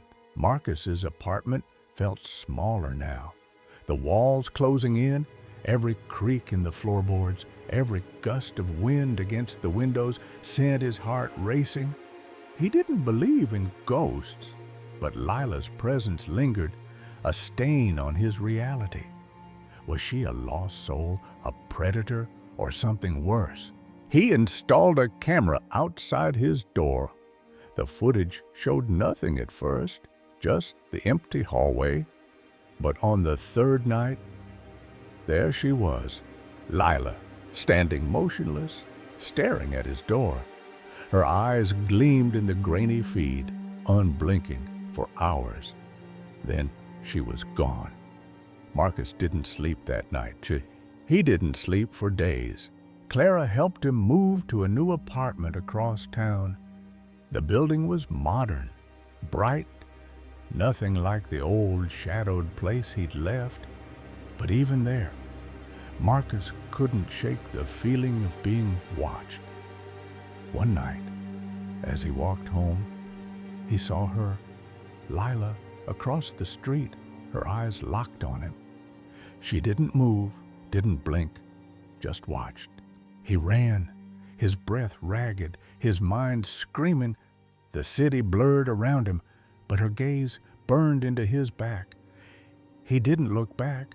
He couldn't, because deep down, he knew, whatever Lila was, she wasn't done with him. Story number 10. The air in the apartment was wrong, heavy with a damp rot that clawed at the lungs. It wasn't just the mold creeping up the walls, black and glistening like spilled ink. Something else lingered here, something that didn't belong in the world of the living. Clara stood in the doorway, her flashlight trembling in her grip.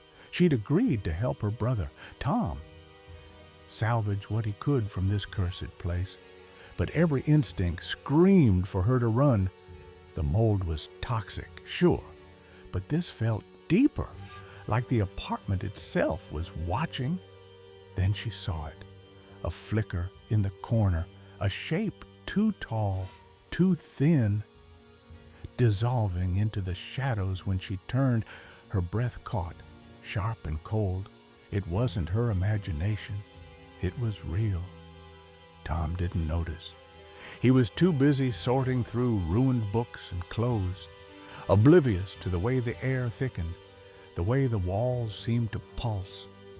Clara wanted to scream, to drag him out, but her voice was trapped in her throat. And then the figure moved again, closer this time, its faceless head tilting as if it knew her name. The apartment wasn't just sick, it was alive, and it wanted them to stay. Over a year ago, I was forced to move out of my apartment due to a serious mold problem that was making people sick. The building was old, its bones rotting from decades of neglect.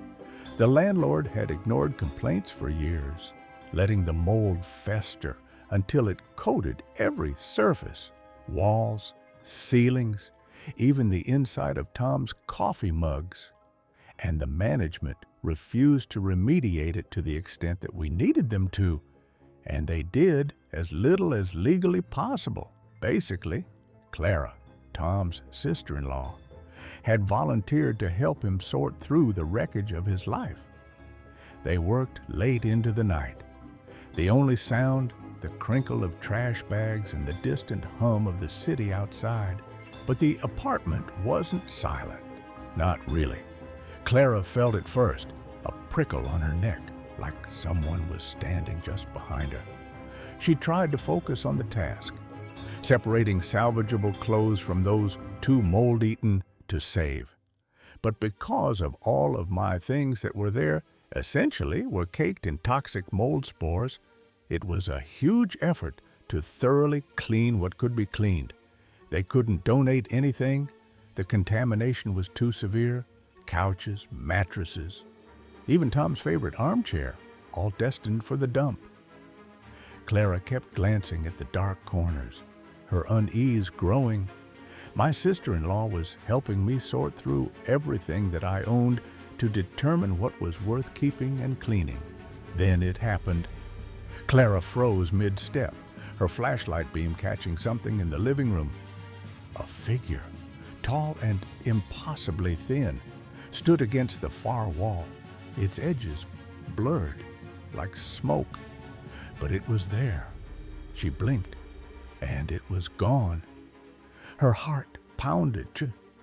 She wanted to tell Tom, but he was humming to himself, oblivious. She kept saying that she felt uncomfortable in certain rooms and couldn't shake the feeling. Tom brushed it off, suggesting they move to the porch where the light was brighter. Clara agreed, but her hand shook as she carried a box outside. The porch offered no relief. The air was still thick, oppressive. Clara had to go back inside for a pair of scissors, and that's when she saw it again. She said that she saw some shadow figures. This time, it was clearer, a humanoid shape, faceless, standing in the hallway. It didn't move, but it felt alive, aware. She stumbled back, her voice barely a whisper. "Tom, we need to leave now." He laughed, thinking she was tired, but her eyes were wide, her face pale. She said that she didn't say anything earlier because it might have been her imagination, but now apparently she was sure. They packed up quickly, the apartment growing darker, colder. As they headed to the car, Clara glanced back. She glanced back at the unit, and she froze. She then says, "Look in the windows. You don't see that." Tom saw nothing but the grimy windows. Clara's grip on his arm tightened, her nails digging in. She then held firmly onto my arm while trembling slightly and said, "How do you not see that? It's right there." She described a figure in the window, its head tilted, watching them. Tears streamed down her face. This woman is no actor. She was genuinely terrified. Tom's skepticism cracked. He didn't see the figure, but Clara's fear was real. They climbed into the car, the engine roaring to life. We got into the car and we left. And she said that the thing followed us with its face. Clara swore it moved with them, its head turning as they drove past. Tom kept his eyes on the road, his knuckles white. We said some prayers to St. Michael and others, and really that was about it. The drive home was quiet, but the weight of the apartment followed them. Clara barely spoke, her gaze fixed on the rearview mirror as if expecting the figure to appear in the back seat. Tom tried to rationalize it. Mold toxins, exhaustion, a trick of the light. Could it have just been the mold problem? Maybe. But the mold shouldn't have caused hallucinations that vivid, that shared. The apartment had been a prison. Its walls hiding something older, hungrier. Weeks later, Tom learned the building's history. Decades ago, a tenant had vanished, leaving behind only rumors of strange shadows and unexplained noises. The landlord had covered it up, just as they'd ignored the mold.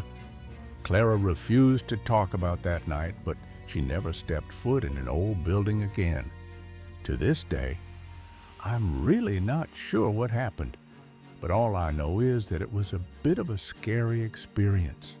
The apartment was demolished months later, but Tom couldn't shake the feeling that something had escaped, something that still lingered in the corners of his dreams. Story number 11. The house was too quiet. The kind of silence that pressed against your eardrums, daring you to make a sound. 17-year-old Clara sat on her bed, scrolling through her phone. The faint hum of the heater, the only sign of life. She was alone, as she often was after school. But today, the stillness felt heavier, like the air itself was watching. Her eyes flicked to the hallway beyond her open door, where shadows clung to the walls like uninvited guests. Then, a faint creak echoed from somewhere deep in the house, a sound that didn't belong. Clara froze, her thumb hovering over the screen. The noise came again, sharper this time, deliberate, like footsteps on old wood. Her heart thudded, a primal instinct screaming that she wasn't alone. She tried to laugh it off, to tell herself it was just the house settling, but the air grew colder, and the hallway seemed to stretch longer, darker. Something was out there, and it was moving closer. The bathroom at the end of the hall was her only refuge, a small fortress with a lock. Clara bolted from her room, her socks sliding on the hardwood as she ran. She slammed the bathroom door shut, her breath ragged, and fumbled for the lock. The curved window in the door, a strange frosted pane that distorted everything, stared back at her like an unblinking eye. Through it, she could see the hallway, a blurry smear of shadows and light, and she prayed nothing would move. But something did. A shape, tall and indistinct, glided past the window, pausing just out of reach. Clara's scream caught in her throat, her phone slipping from her sweaty palm. The shadow didn't retreat. It lingered, as if testing her, as if it knew she was trapped. She backed against the cold tile wall, her mind racing with images of intruders, of things that shouldn't exist, of a house that suddenly felt like a cage. She wasn't supposed to be here. Not like this, not alone, not with whatever was out there. Clara's fingers trembled as she dialed her friend, her voice a shaky whisper as she tried to explain. The line crackled, her friend's face pixelating on the screen, and then the shadow moved again, closer this time, its edges sharpening through the glass. Clara's laughter, brittle and desperate, filled the small room, a defense against the terror clawing at her chest. She was trapped, and the thing outside knew it. So, at the beginning of the hallway, there's my bedroom on the left, and after that, there's my parents' bedroom still on the left, and at the end, there's the bathroom that is the toilet too. The door to the bathroom is weird though, because there's sort of a curved window in it. So, like if I'm inside the bathroom, I can see movements and vice versa. The house Clara lived in was old, its bones groaning under the weight of decades. The hallway was narrow, lined with peeling wallpaper that curled like dead skin. Her parents' room, with its heavy oak door, always felt like a barrier, a place where secrets could hide. The bathroom, though, was her sanctuary, or it had been, until now. The air in the bathroom grew thick, oppressive, as if the walls were closing in. Clara's phone battery was at 10, the screen dimming as she clutched it like a lifeline. She whispered to her friend, trying to sound up, but her eyes never left the curved window. The shadow shifted again, its outline now unmistakably human, but wrong, too tall, too thin, its movements jerky like a puppet on frayed strings. She laughed, a high-pitched sound that echoed off the tiles, because that's what she did when fear took over. So, I called a friend on FaceTime and told her everything, but really, I was scared, but sort of still laughing. It's what I do when I get terrified. Clara's mind spun with possibilities. Maybe it was a burglar, someone who'd slipped in through a forgotten window. Maybe it was nothing, just her paranoia painting monsters in the shadows. But the house felt alive, its slits a lie that hid something malevolent. She crept toward the curved window, her breath fogging the glass, and peered into the hallway. So, I decided to approach the said curved window that I mentioned earlier, and that was when I saw a man, not just a shadow now, but a figure, gaunt, with eyes that seemed to burn through the frosted glass, locking onto hers. She screamed, her voice raw, like I'm calling the police and leave and stuff like this. The figure didn't move, didn't speak, just stood there, its presence a weight that crushed the air from her lungs. Clara stumbled back, her hands fumbling for her phone. I didn't have a lot of battery on my phone, but I decided at this point to call my dad, who quickly rushed home. Her father's voice, calm and steady, was a faint anchor in the storm of her fear. But the call cut off as her battery died.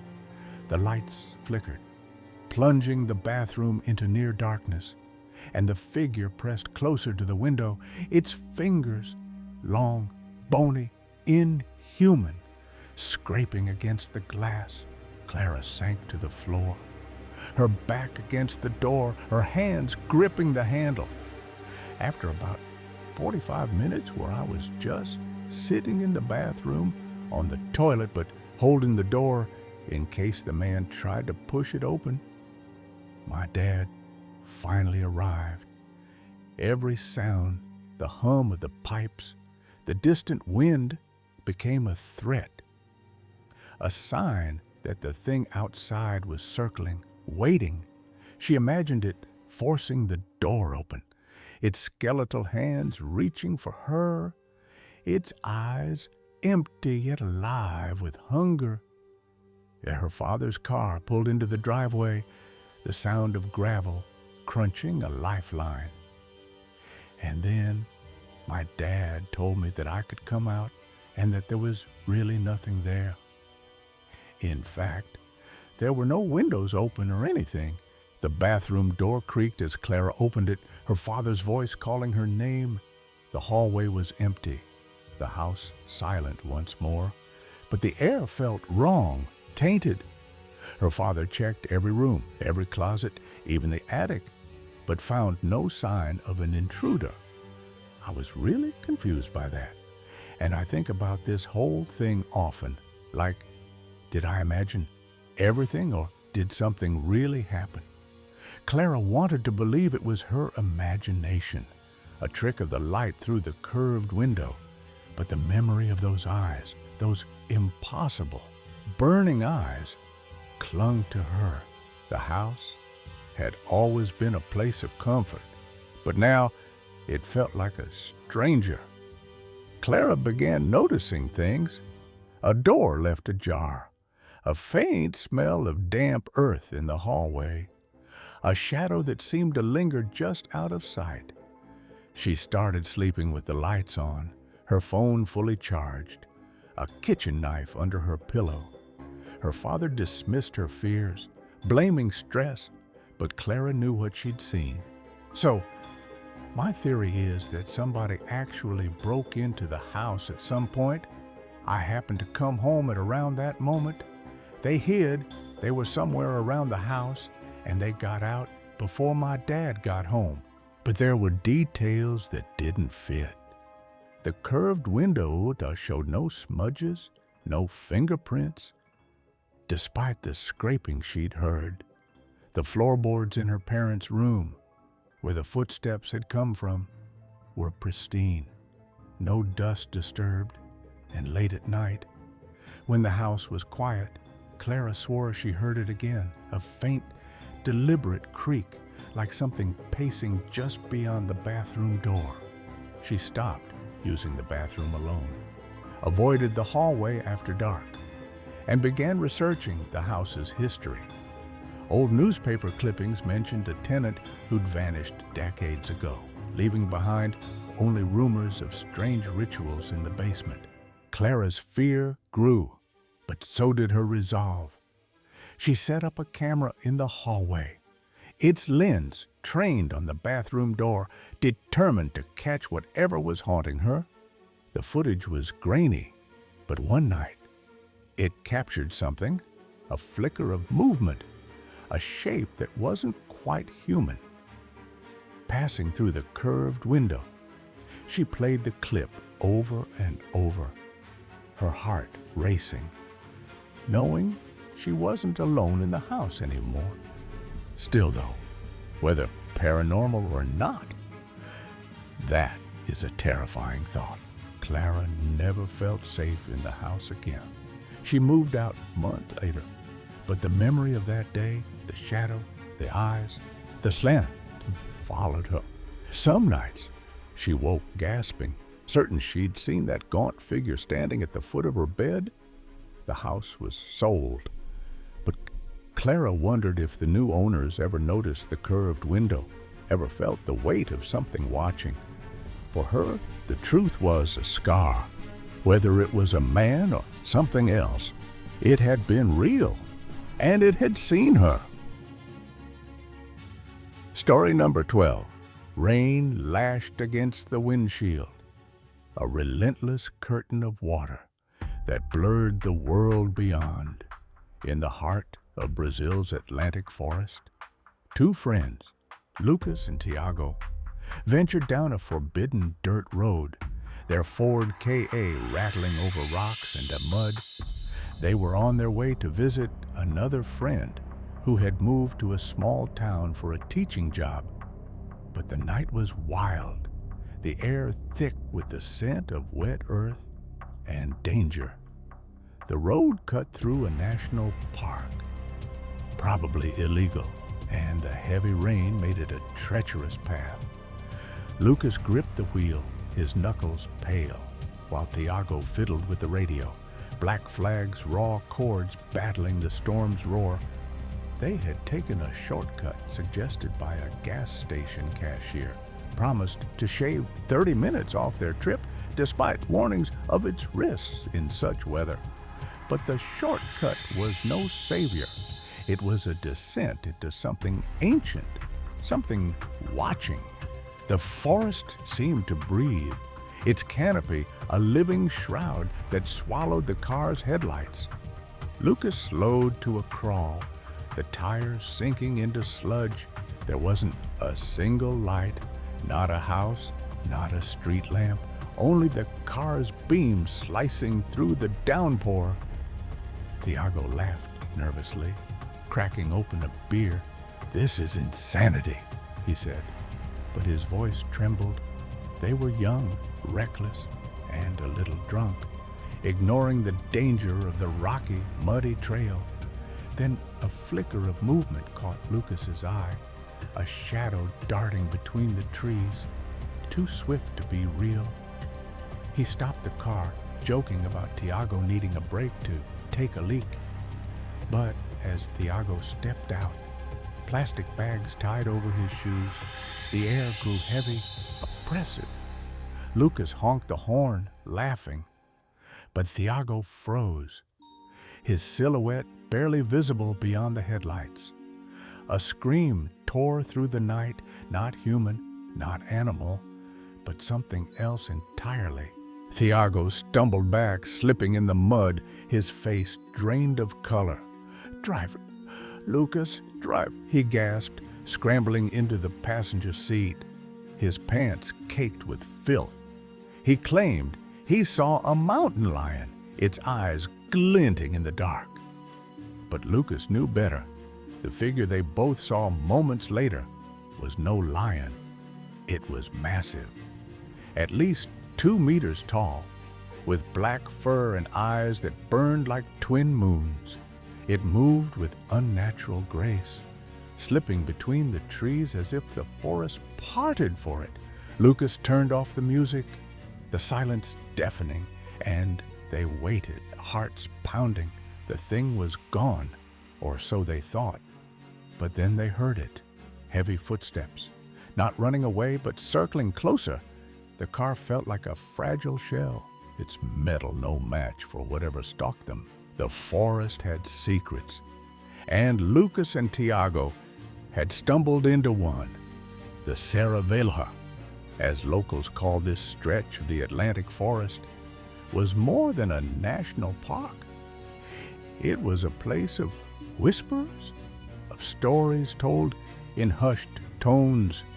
The shortcut wasn't just a road, it was a boundary, a line between the world of men and something older. Lucas restarted the engine, the car lurching forward at an agonizing pace. He drove slowly, careful not to wreck the suspension, but every creak of the chassis felt like a summons. Thiago clutched the dashboard, his eyes darting to the windows. "What was that thing?" he whispered. Lucas didn't answer. He couldn't. The rain had stopped, but the air was heavier now, charged with an electric dread.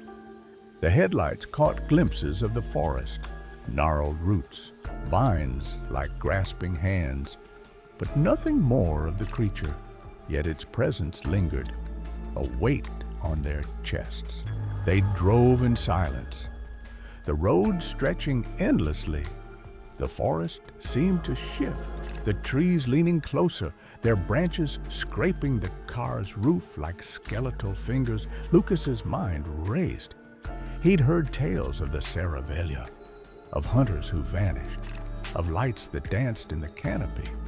But those were just stories, right? Thiago, still shaken, insisted it was a mountain lion. But Lucas knew mountain lions didn't stand 2 meters tall.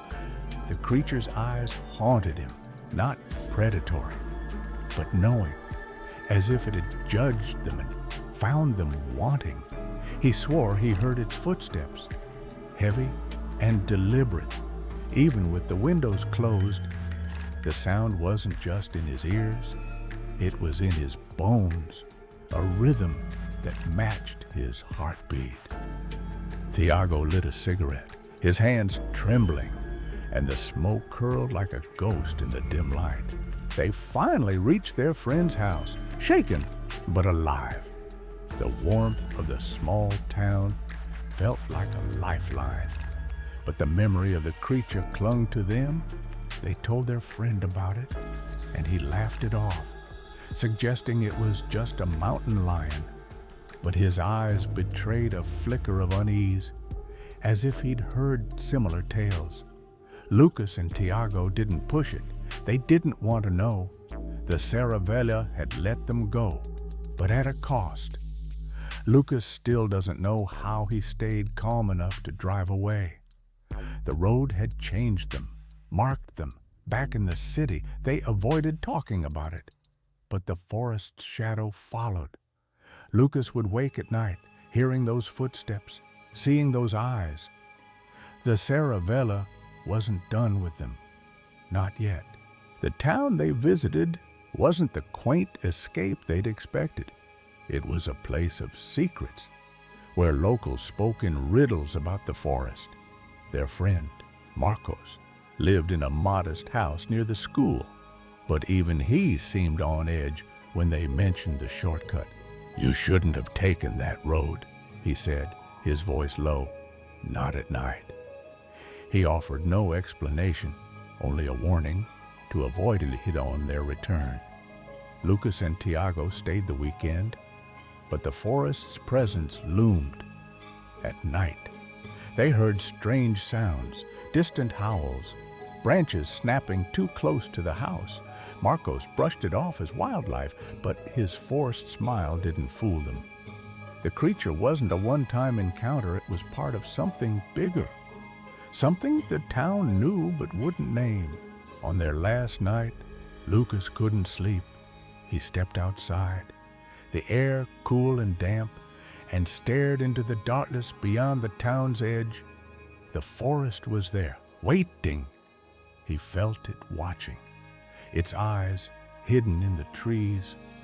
A chill ran through him, not from the cold, but from a certainty. The creature hadn't fled. It had chosen to let them leave. Thiago's, too, was haunted. His usual bravado gone. He'd stopped joking about the encounter, his eyes hollow when he spoke of the road. They decided to take the highway back. No shortcuts, no risks. But the forest pull was inescapable as they drove away. Lucas glanced in the rearview mirror, half expecting to see those glowing eyes. The highway was safe, but it felt like a temporary reprieve. The Saravella wasn't just a place, it was a force. Locals spoke of it in fragments, tales of lost travelers, of shadows that moved against the wind. Some called the creature a guardian, others a curse. Lucas and Thiago never returned to that town, but the experience reshaped them. They shared their story, hoping someone might know what they saw. On platforms like X, they found others with similar tales, fleeting glimpses of massive figures, eyes that burned in the dark. None had answers, only questions. The creature wasn't a mountain lion, nor any animal known to science. It was something else, something that belonged to the Saravella and guarded its secrets with silent menace. Years later, Lucas drove past the edge of another forest, not the Saravella, but close enough to stir memories. The road was paved, the sky clear, but his heart raced. He still hears those footsteps sometimes, faint but unmistakable. Thiago moved away, cutting contact, as if distance could erase the night. But Lucas knows better. The Saravela doesn't forget. Its shadow stretches far, a reminder that some roads lead to places you can't leave behind. Whatever it was heavy, its presence undeniable. And somewhere in the heart of that ancient forest, it waits for the next fool to take the shortcut. Story number 13. The motel room in Subotica was a trap of shadows, where the air felt too thick, like it clung to your skin. Marco, a boy of 9, lay rigid on his bed, eyes wide, heart hammering against his ribs. The mirror on the wall wasn't just glass. It was a window to something else, something that didn't belong. Each creak of the old furniture was a whisper, a warning, as if the room itself was alas, watching. And then, in the dead of night, the mirror showed him a truth he could never unsee. Marco, a young boy with roots in Macedonia but raised in Denmark, traveled with his family through Eastern Europe, their car slicing through the dusk toward Subotica, Serbia. The motel room was pretty standard. Right to the entrance was the bathroom, and the entire wall on the left of the entrance were wardrobes, drawers, and in between those there was a table with a mirror above it. The family had chosen this border town to avoid the rumored dangers of Hungary's roads, a lesson learned from Marco's grandparents' tales of thieves lurking in the night. There were 2 twin beds, and Marco, unable to sleep without someone at his back, felt exposed. His mother's steady breathing filled the room, but it offered no comfort. The darkness seemed to pulse, and the mirror gleamed faintly, catching slivers of moonlight. Marco's gaze darted to the wardrobe, its wooden surface etched with scratches that seemed too deliberate, too deep. The air grew heavy, pressing against his chest, and a faint hum, almost like a distant chant, seemed to rise from the floorboards. He clutched his blanket, his small frame trembling. As the room seemed to shift, the shadows stretching unnaturally toward the mirror, the hum grew louder, a low vibration that made Marco's teeth ache. He wanted to call out to his mother, but his voice felt trapped, as if the room itself forbade his speech. At one point, he heard a crack near the entrance. He told himself it was just the furniture settling, an old building groaning under its own weight. But the sound came again, sharper, from the drawer near the beds. The drawer closer to the beds on the left of the mirror cracked even louder than the one at the entrance. Marco's breath hitched, his eyes locked on the mirror. Instead, he saw a silhouette in the mirror, not on our side, but inside the mirror, passed slowly. It was like gray smoke almost. The figure was tall, its edges blurred, as if woven from ash and mist. Its movements were deliberate, gliding from one side of the frame to the other, and Marco felt a chill seep into his bones. The mirror seemed to ripple, its surface no longer solid, but liquid, a portal to a place where light didn't belong.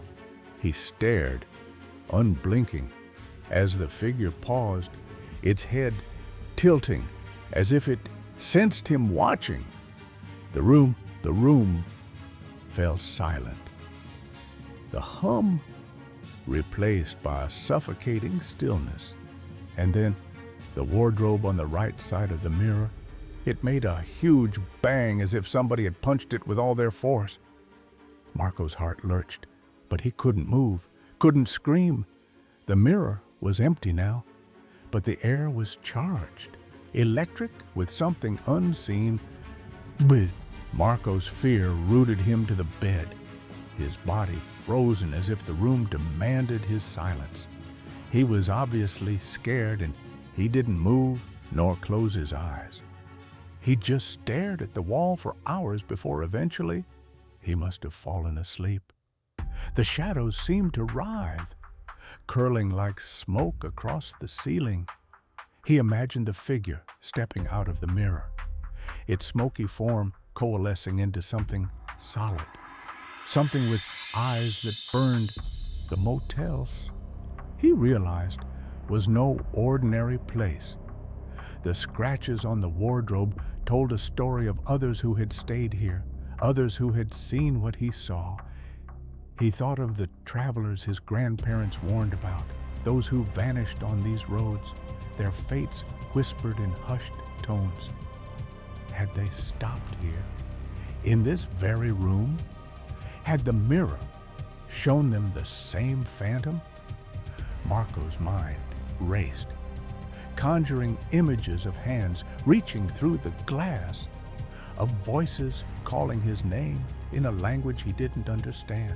He wanted to run, to pound on his father's door in the next room, but his limbs felt heavy, as if the room itself was holding him captive. The mirror gleamed, its surface now still, but Marco knew it was waiting, watching, biding its time. Morning came, gray and heavy, the sunlight barely piercing the motel's grimy windows. Marco's mother stirred, oblivious to the terror that had gripped her son.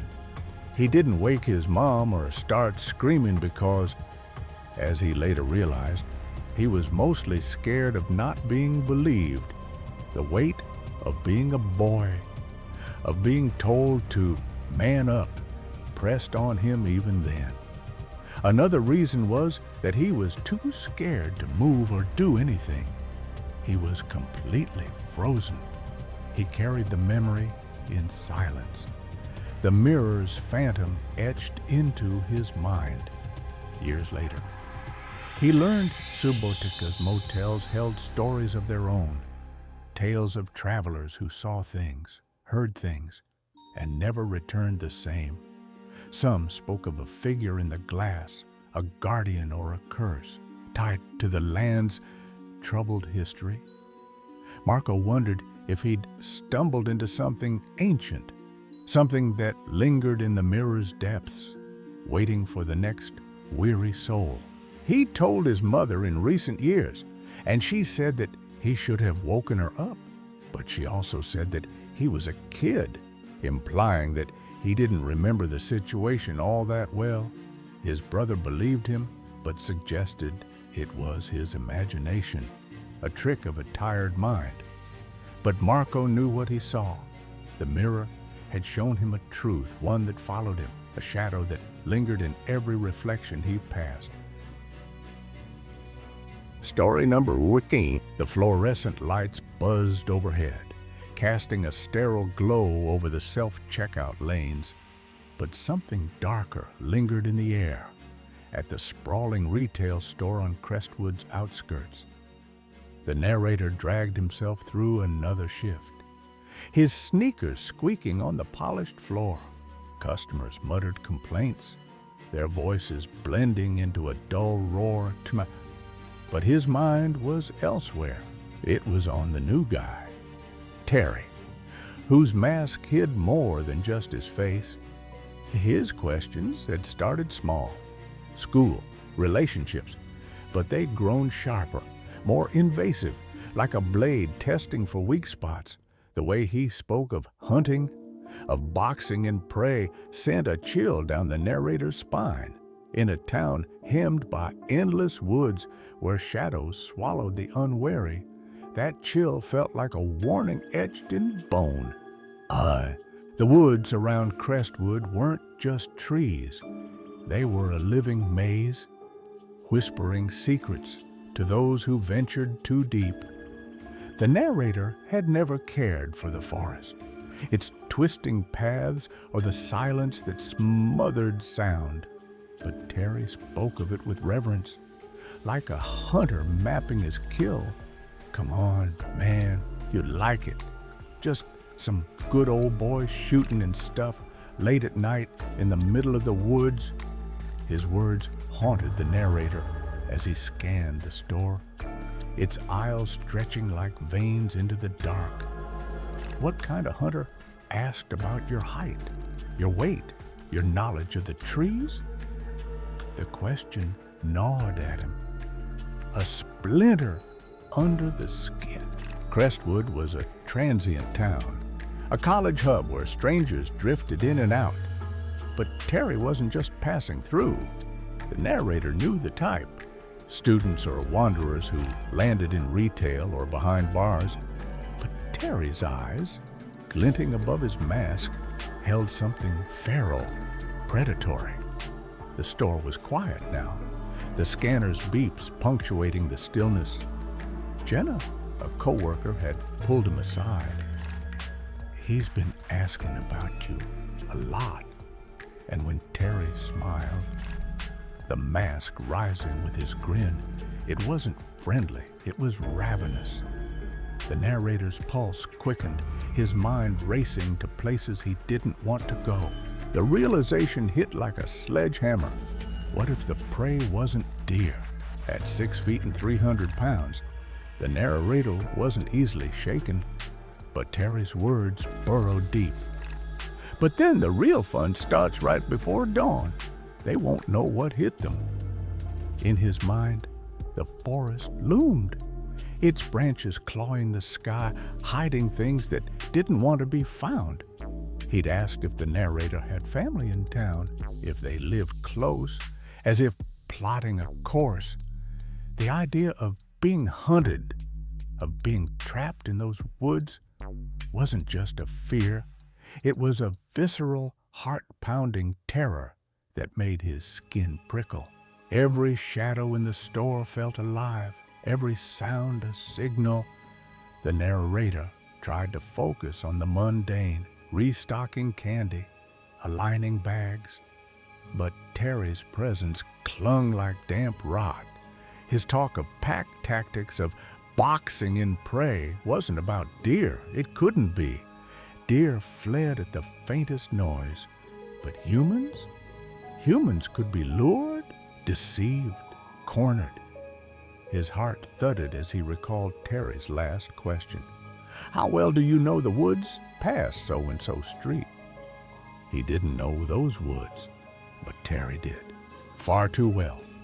He feared. The weeks crawled by, each shift a gauntlet of dread. Crestwood's forest wasn't just a place, it was a graveyard of secrets. Locals spoke of hikers who vanished, their fates swallowed by the trees. The narrator had scoffed at the stories, but now they felt like warnings. He avoided Terry, sticking to the self-checkout's harsh light, but the man's questions trailed him. I live 3 doors down from my mom, he'd said, and Terry's nod had felt like a pin on a map. At night, he lay awake, ears straining for footsteps, the rustle of leaves masking something nearer. Jenna became his ally, her warnings sharp. He's off, right? Always on about hunting, but it's wrong, she whispered. She'd caught Terry asking about the narrator's late shifts, his routines.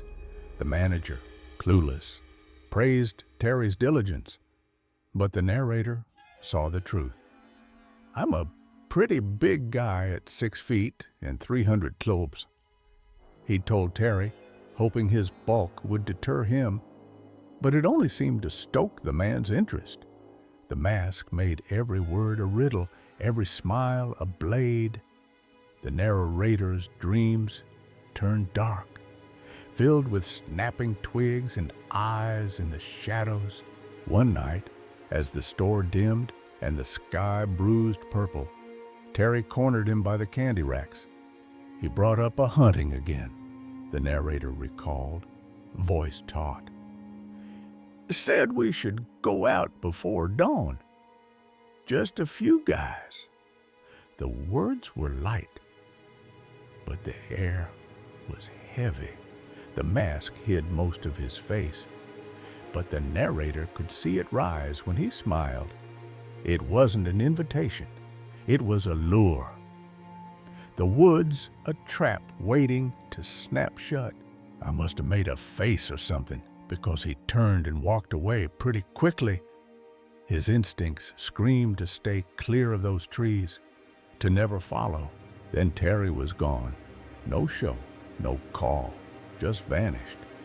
The manager cursed unreliable hires, but the narrator exhaled, relief flooding his chest.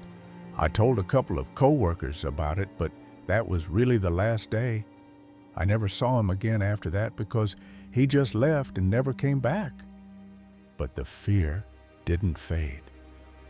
He bolted his doors, checked his windows, and steered clear of forest paths. Crestwood's woods loomed, silent and patient, and he couldn't shake the sense that something watched from within. Time dulled the edge, but not the memory. Rumors swirled. Bones found in the forest. Too old to name. A student gone missing after a midnight stroll. None tied to Terry, but none felt separate. I don't know why he thought that that would be a great way to convince someone. He mused, replaying that last talk. The mask, the smile, the questions. They were fragments of a nightmare he'd escaped. And honestly, I'm kind of grateful for that. Crestwood remained home, but the woods were no longer neutral. They were a reminder. Some hunters never stopped stalking. The narrator changed after that.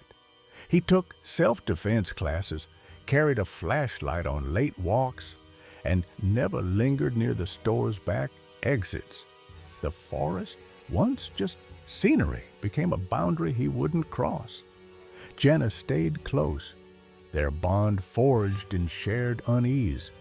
The manager hired new faces, but none carried Terry's weight. The narrator's life went on, but a part of him stayed alert, scanning for masked figures, for questions too pointed to be kind. Crestwood's pulse beat on, but beneath it, the woods kept their secrets, and he let them. Story number 15. The house was too quiet.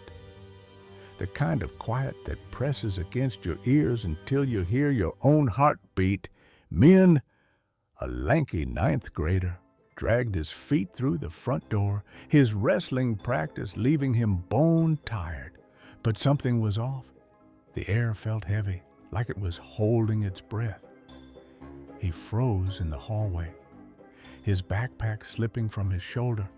A faint hum, almost like a voice, drifted from the kitchen. He called out, his voice cracking, "Mom!"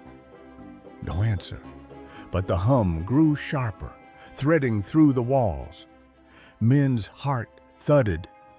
He'd been alone in this house 100 times, but never had it felt so alive. The floorboards creaked under his sneakers, though he hadn't moved. He squinted toward the kitchen, where shadows seemed to twist in ways they shouldn't. Then he heard it, a low, raspy murmur, not quite words, but close. It was her voice, his mother's, but wrong, like a recording played too slow.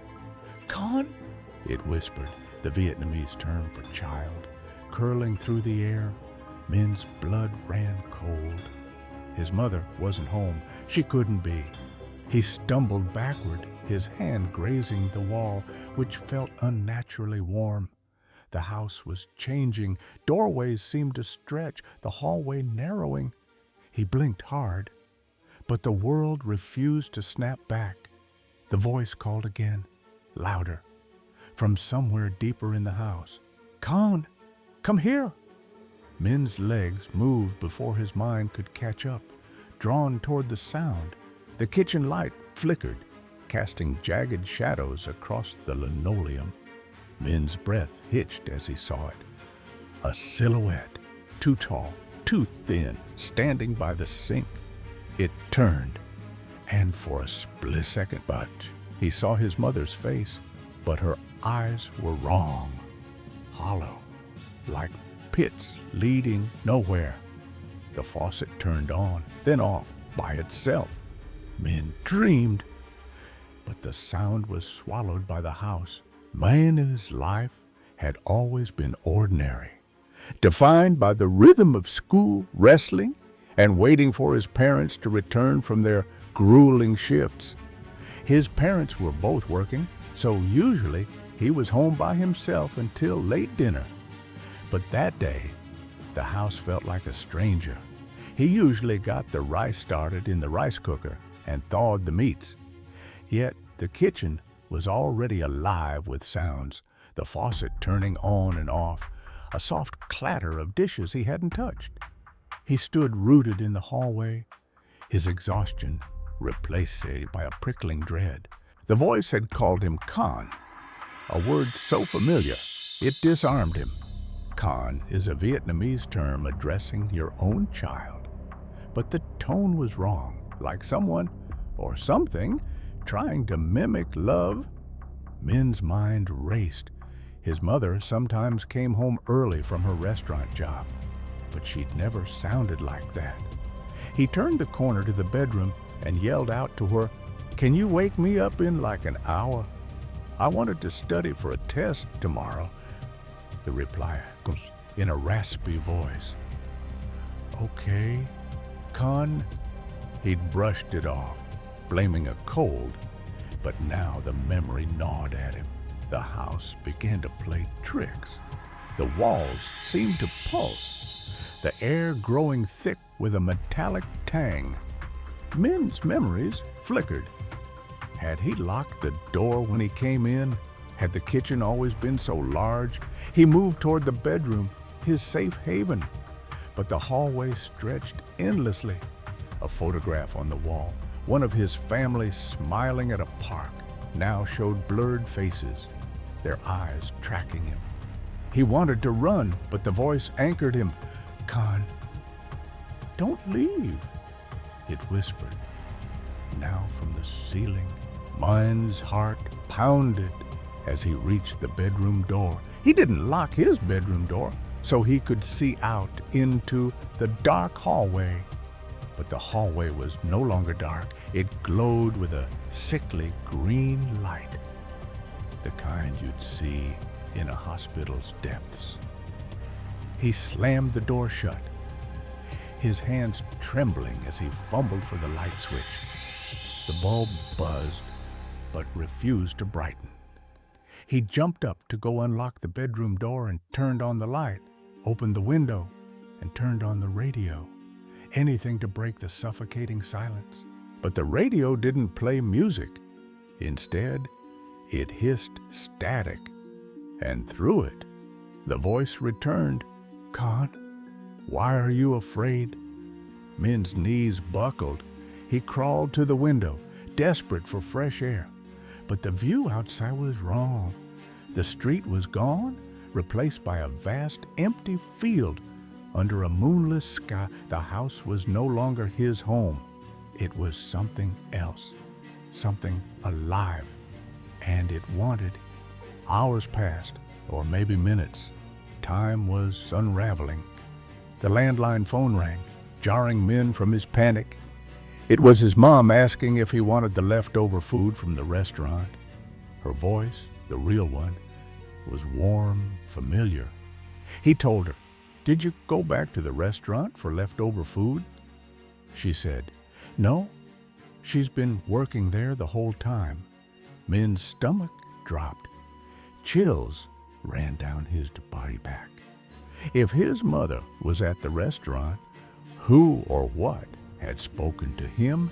The house seemed to laugh, a low rumble that vibrated through the floor. Min clutched the phone, his only lifeline. As the voice returned, now from the other side of the bedroom door, "Con, open the door," it said, no longer raspy, but perfectly mimicking his mother's tone. The doorknob rattled. Min pressed himself against the wall. His breath shallow, the light flickered. And for a moment, he saw his own shadow twist as if it belonged to someone else. Man, his father arrived home, his heavy footsteps a beacon of normalcy. Eventually, his dad got home first, and Min was so relieved to see him, but the house hadn't let go.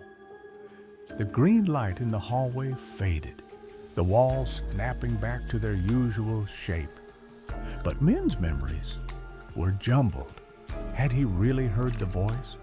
Had the kitchen been empty? He waited until dinner time to slip in casually, that he thought Mom was home earlier and was doing something in the kitchen. His parents exchanged glances, dismissing it as imagination. They concluded that he must have imagined the whole thing, but he knew that he didn't. The voice never returned, but the house never felt the same. Min began noticing details he'd overlooked, the way mirrors reflected rooms slightly off, the way footsteps echoed when no one was there. Someone was in the house, imitating his mom in its raspy voice. It had known his language, his family, his fears. It called him Khan. So his first thought was that it understood Vietnamese, too. But it was more than mimicry. It had wanted him to stay, to believe, to open the door. Years later, Min learned of old stories from his neighbors, tales of a presence that lingered in the apartment complex, feeding on trust. It didn't just mimic voices, it stole pieces of your mind, leaving you questioning what was real. Min never told his parents the full story. How could he explain a house that breathed, a voice that knew his name, a reality that bent to trap him?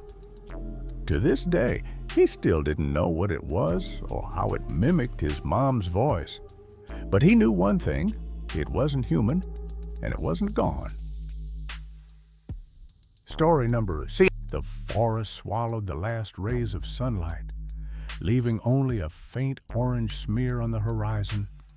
3 friends, Elliot, Mara, and Nate, sat in their beat-up sedan, the engine humming softly as they wound through the desolate back roads of southern Illinois.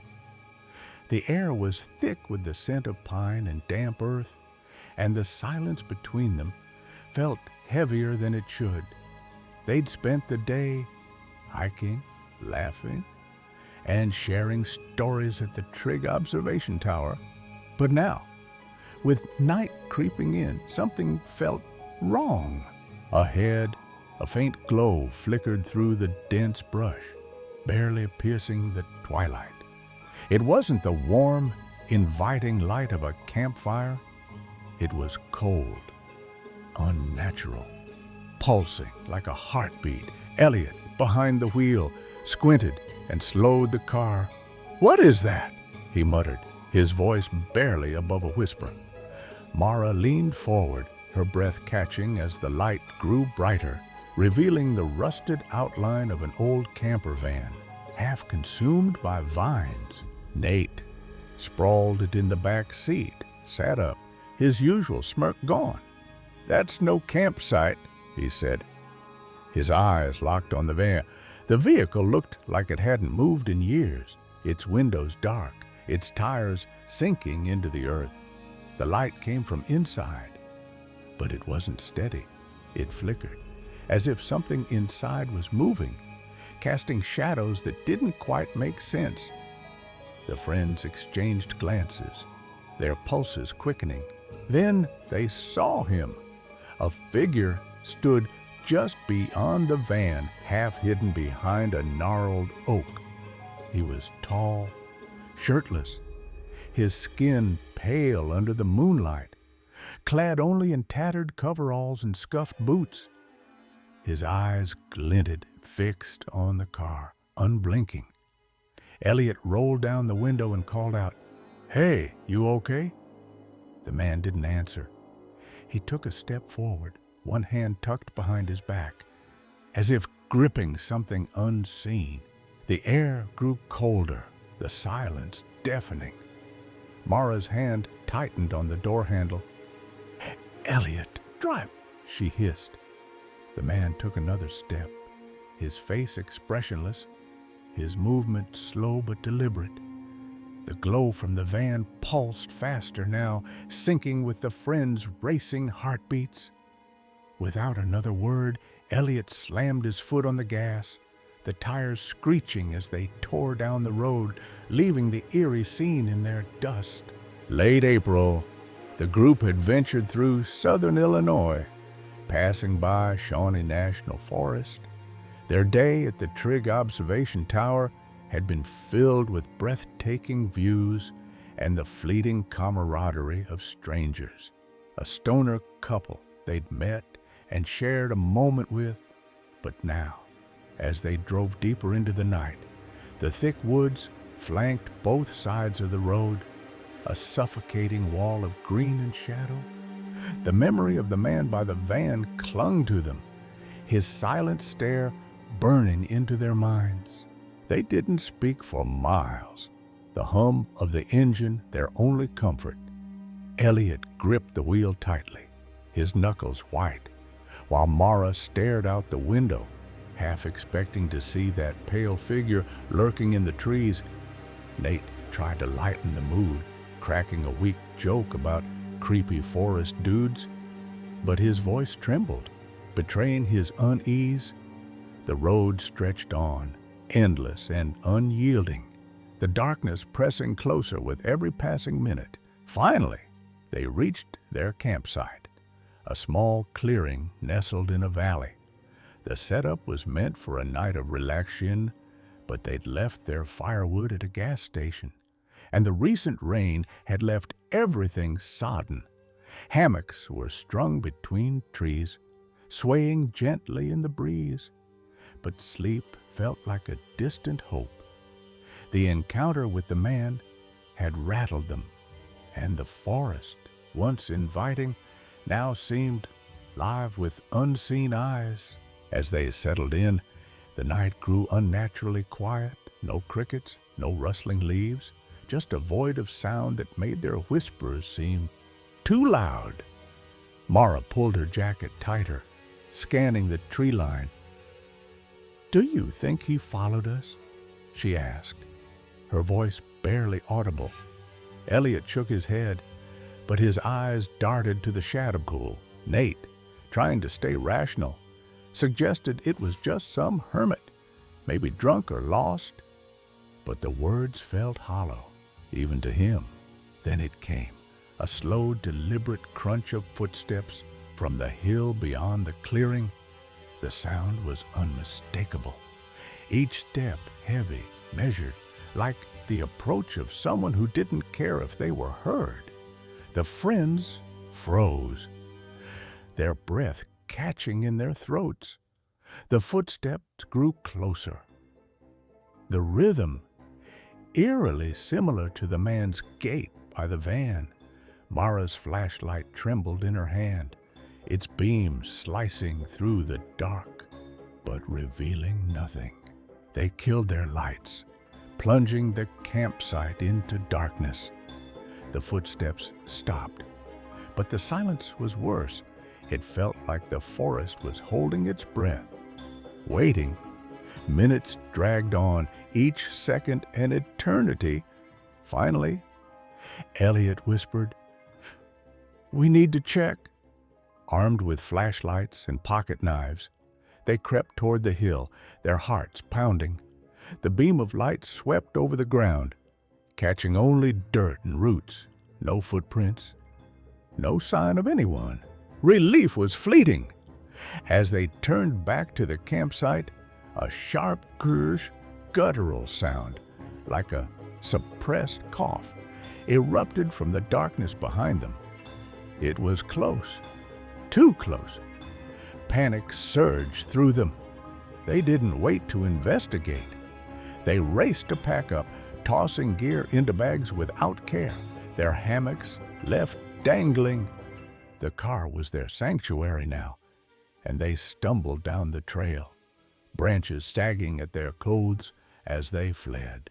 Inside the car, Elliot floored the accelerator, the vehicle lurching forward. The next hour was a blur of dark, twisty roads, the headlights barely cutting through the oppressive night.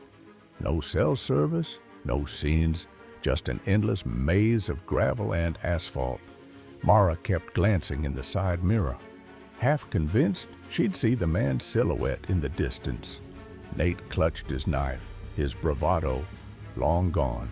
The forest seemed to tighten around them, its branches scraping the car like skeletal fingers. At one point, Elliot swore he saw a flicker of light in the rearview mirror, faint and pulsing, like the glow from the van. He didn't mention it, not wanting to scare the others more, but his foot pressed harder on the gas. The car rattled, its fuel gauge dipping dangerously low, a silent threat in the chaos. After what felt like forever, they hit a paved road. Civilization felt tantalizingly close, but the tank was nearly empty. 20 minutes later, they stumbled upon a small country store, its single gas pump glowing like a beacon. The store was closed, but the family living in the attached house noticed their headlights. A middle-aged woman, her face kind but curious, stepped out, followed by her husband. They opened the pump and even let the friends buy snacks from the store. Their warmth, a stark contrast to the night's terror. Sitting in the car, munching on chips and sipping soda, the friends finally exhaled. The family's kindness grounded them, pulling them back from the edge of panic. They thanked the couple profusely, their voices shaky but grateful. As they drove on, the 6-hour journey home stretched ahead. But the weight of the forest's menace began to fade, replaced by the hum of the road and the promise of safety. But even as they crossed state lines, the image of the man by the van lingered. Who was he? What was the light in that abandoned camper? And why had the forest felt so alive, so watchful? They didn't speak of it, but each of them knew they'd never return to those back roads, some mysteries they decided were better left in the dark. Story number 10. The air grew heavier with every step, as if the house itself was breathing down her neck. Clara, a young real estate agent, stood at the foot of an old wooden staircase in a Victorian-era house, her clipboard trembling in her hands. The moment her foot touched the first step, an overwhelming sense of dread surged through her body, like a warning from some primal instinct. She clutched her phone, the only source of light in the dim hallway, and forced a smile. This was just another property, she told herself, but the house had other plans. Clara began to hum a tune, trying to drown out the unease, but the fear only grew stronger with each creaking step. The staircase seemed to stretch endlessly before her, each step a battle against an invisible force. The walls, lined with peeling wallpaper, whispered secrets of forgotten lives. Clara's heart pounded as she reached the halfway mark, her phone's screen flickering. The music she'd been playing, cheerful pop from a decade ago, suddenly stuttered, as if the house itself was choking the sound. She froze, her breath catching. The upstairs felt like a dead zone, a place where technology and reason faltered. Something was wrong, terribly wrong, and the house knew it. Beyond the landing, a door to the attic stairs stood slightly ajar, its darkness beckoning like a void. Clara's eyes had locked onto it, her body refusing to move. The room beyond was cloaked in shadow, untouched by the faint light from downstairs. The air grew thick, pressing against her chest, Fear coursed through her, paralyzing her where she stood, her gaze fixed on the shadows that seemed to writhe beyond the doorway. She couldn't blink, couldn't breathe. Her lungs felt like cement, each breath a struggle against an unseen weight. The house wasn't just old, it was alive, and it was watching her. Minutes stretched into eternity as Clara stood frozen, her phone now silent. The darkness beyond the attic door pulsed, as if daring her to step closer. She felt it, a presence, cold and ancient, seeping into her bones. Her mind screamed to run, but her legs wouldn't obey.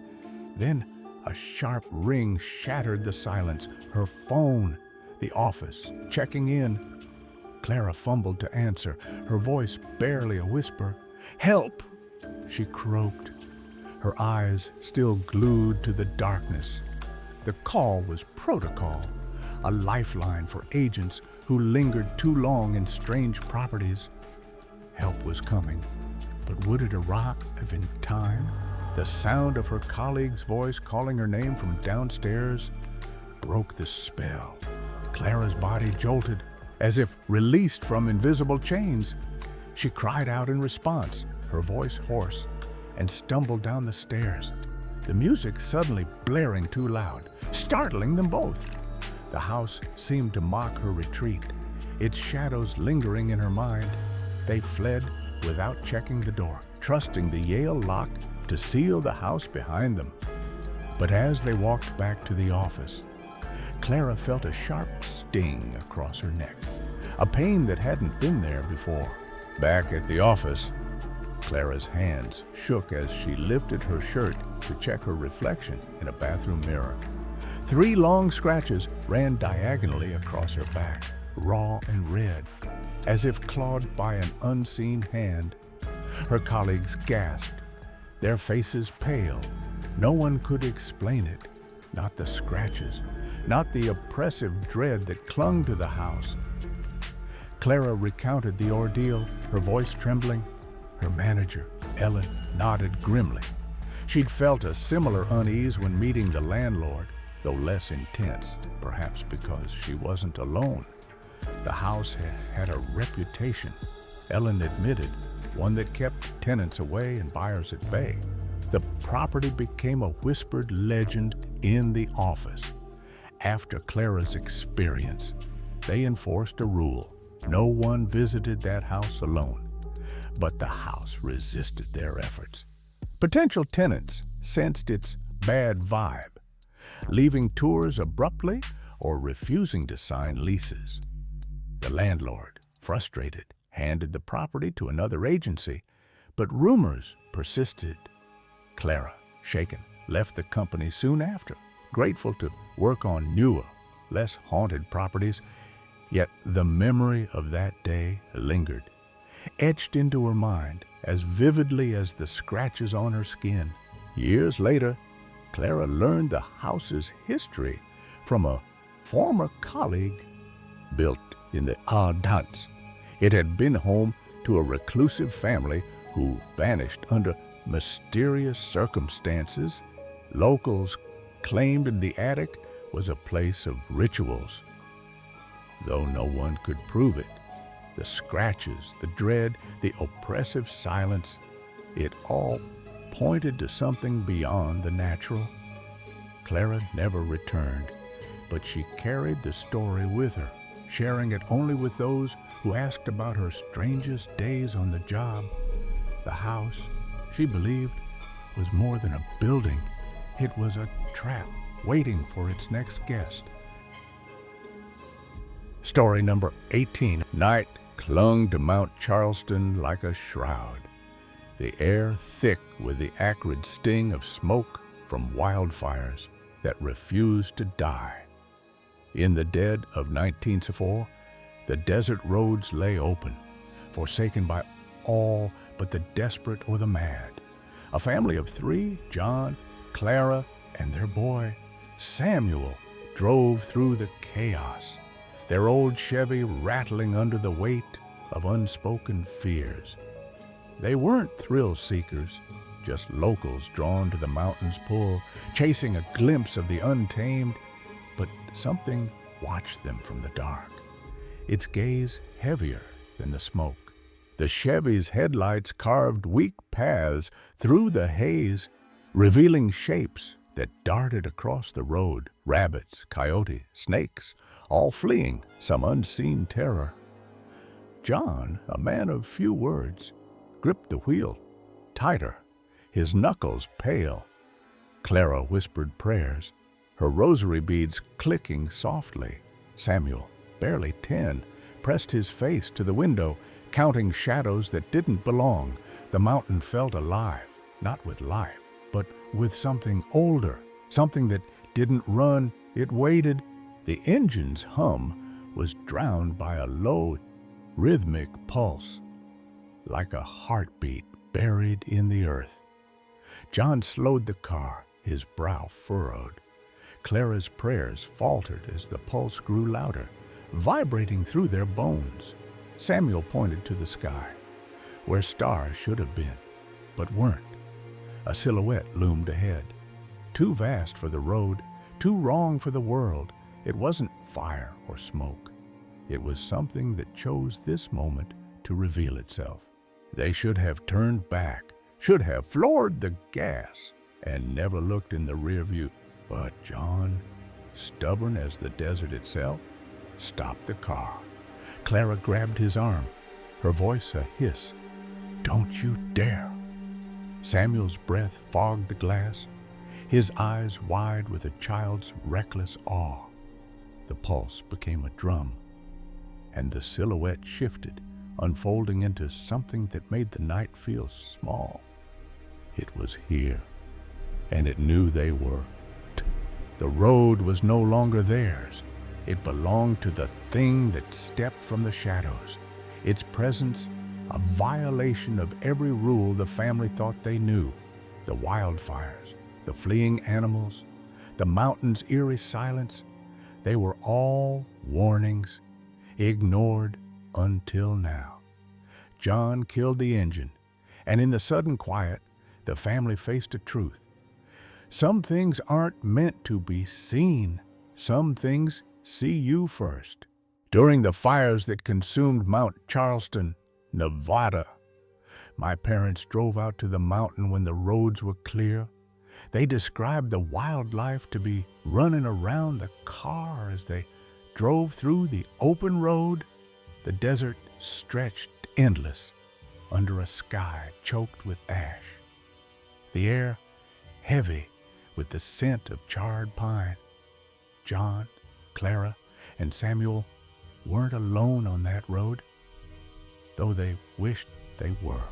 The mountain had its secrets, and tonight it was ready to share one. John's boots crunched on the gravel as he stepped out, ignoring Clara's protests. My dad told my mom to stop the car, and he got out and started walking through the desert. He realizes that the wilderness is running, including snakes and other deadly animals. The ground seemed to tremble underfoot, not from fire, but from the sheer panic of life fleeing in every direction. Lizards skittered over rocks, their eyes glinting like tiny coals. A coyote howled, its cry cut short. John squinted into the distance, where the smoke parted briefly to reveal a shape, tall, antlered, motionless. He also witnesses what looks like a moose or an elk in the distance that was looking at him, walked off in the direction of the rabbits and other wildlife. The creature didn't move like any animal John knew. Its gait was deliberate, almost mocking, as it vanished into the haze. He stood frozen, the desert's heat clinging to his skin despite the night's chill. Clara called from the car, her voice sharp with fear. Samuel, clutching a worn baseball cap, whispered, "Dad, what was that?" John didn't answer. He couldn't. The mountain was no longer just a place. It was a witness, and it was watching him back in the Chevy. The family sat in tense silence, the engine ticking as it cooled. Clara's hands shook as she lit a cigarette, the flame briefly illuminating her pale face. Samuel traced shapes on the window, his breath uneven. John gripped the wheel, ready to drive. When the world outside changed, as he gets in the vehicle, though both my parents and his father described seeing a tall man crouched in front of the car all of a sudden, wings draped over his back. The figure wasn't there a moment ago. It simply was. Clara dropped her cigarette, the ember hissing on the floorboard. Samuel's tracing stopped, his finger frozen against the glass. John's hand hovered over the ignition, his heart pounding so loud he thought it might burst. The figure rose, slow and deliberate, its wings unfurling like a storm cloud spreading across the skid. As he stands and faces them, his wingspan was wide enough to cover the entire two-lane road. The road, the desert, the mountain itself seemed to shrink before it. The creature's body was a sculptor's dream, muscular, 6 or an 8-pack, broad shoulders, arms, and legs. But it was no man. Its wings, leathery and veined, shimmered faintly in the Chevy's headlights, each one longer than the car itself. He then lifted off of the ground in 4 swooshes, the sound like a whip cracking through the silence. The air vibrated and Samuel clapped his hands over his ears. Whimpering, Clara grabbed his shoulder, pulling him close, her eyes locked on the thing before them. Its face was what broke them. The face was apparently mesmerizing. They said that it was hard to describe his face, but it wasn't human. It wasn't a bird's either, or any creature they could name. The eyes, if they were eyes, burned with an intelligence that felt ancient, cruel, and utterly alien. Clara whispered, "Jesus, save us," but the words felt hollow. John's hand finally found the ignition, but he didn't turn it. He couldn't look away. The creature's gaze held them, stripping away their courage, their faith, their sense of the world. The thing didn't attack. It didn't need to. Its presence was enough, a warning carved into their souls. With a final swoosh, it rose higher, its wings blotting out the sky before it vanished into the smoke. The family sat, stunned, the Chevy's interior a cocoon of fear. John started the engine, his movements mechanical. Clara held Samuel, who was crying silently. The road stretched ahead, but it felt like a trap now, leading nowhere except.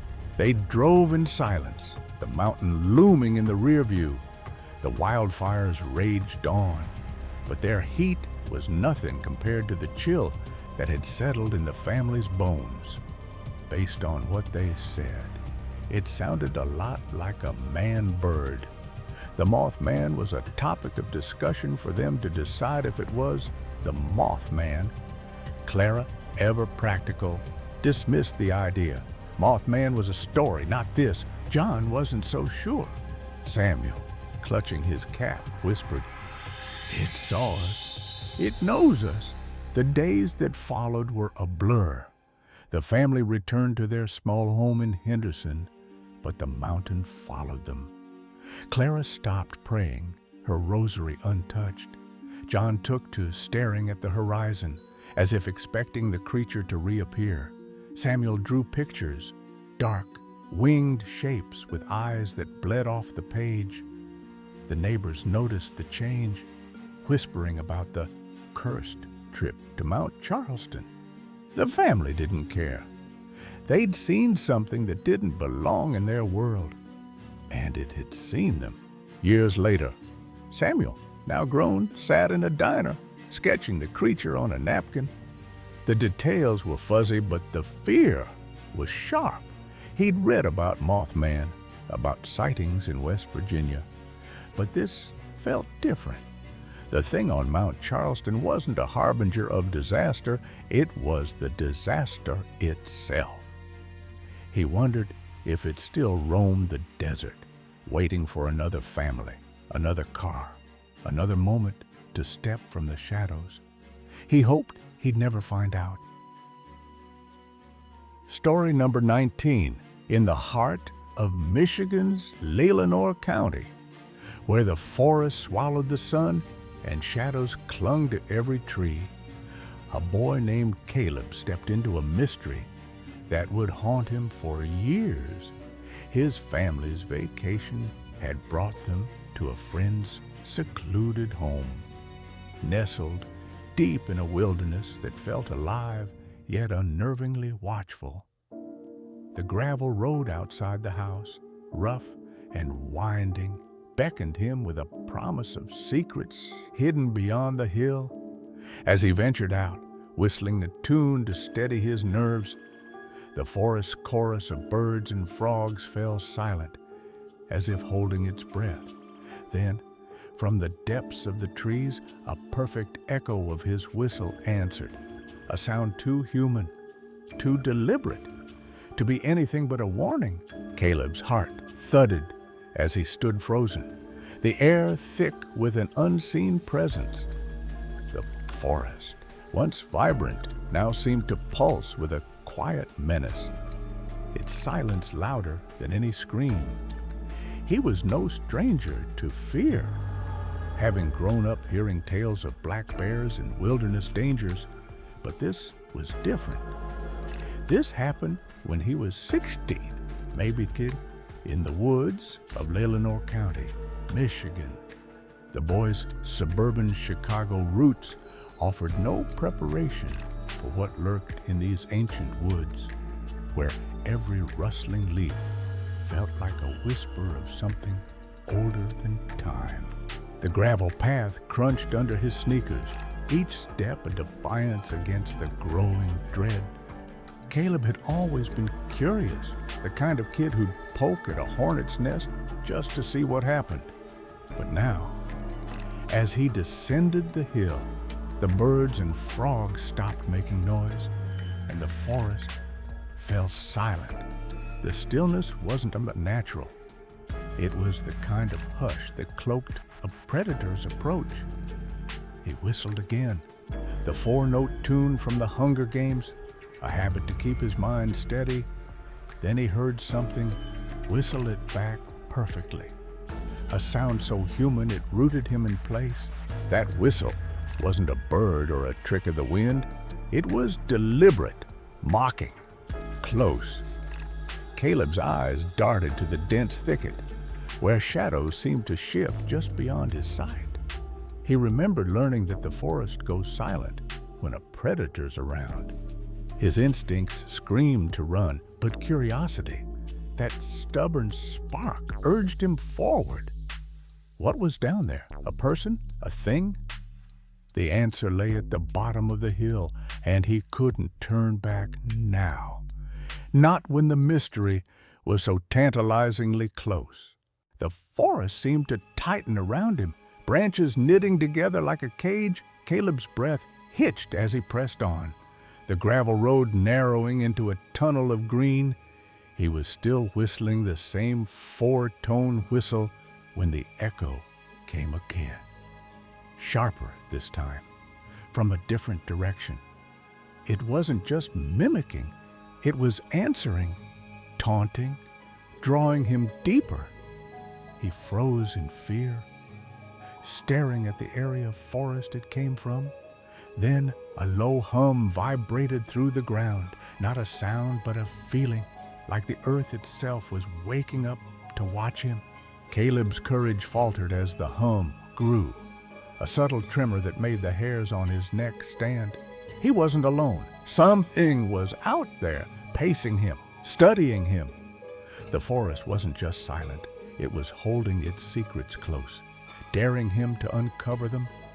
He took another step, then another, the gravel grinding underfoot like bones.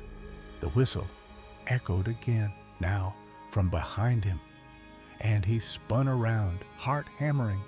Nothing but trees, yet the air felt heavy, as if eyes were boring into his back. He started walking back up the hill, each step faster than the last, until he broke into a run. The house loomed ahead, a beacon of safety in the oppressive green. He sprinted until he got inside, slamming the door behind him, his chest heaving. His family barely noticed, chatting over coffee, oblivious to the terror that had chased him back. He didn't leave anyone's eyesight for the rest of the night, clinging to the warmth of human presence. But the forest's echo lingered in his mind, that perfect, inhuman whistle, replaying like a warning he couldn't shake. What had been out there? A person playing a cruel prank? Or something older? Something that belonged to the woods? Years passed, but Caleb never returned to Leelanau County. The memory of that day clung to him, a splinter in his thoughts. He'd heard whispers of Michigan legends, tales of spirits that mimicked voices, of entities that lured the curious to their doom. He didn't know if it was something paranormal or an actual person watching him. Both possibilities chilled him. The forest had shown him its face, brief and fleeting, but enough to mark him. He scoured forums, asked locals, but found no answers, only more questions. He's been thinking about this a lot, and the woods, silent and waiting, held their secret still. Caleb's story spread quietly, shared in hushed tones by those who knew the county's history. The elders spoke of the whistling shade, a presence that haunted the deep woods, mimicking the sounds of the living to draw them close. It wasn't a ghost, they said, but something older, tied to the land itself. Caleb hadn't seen it, but he'd felt it, the weight of its attention, the pull of its call.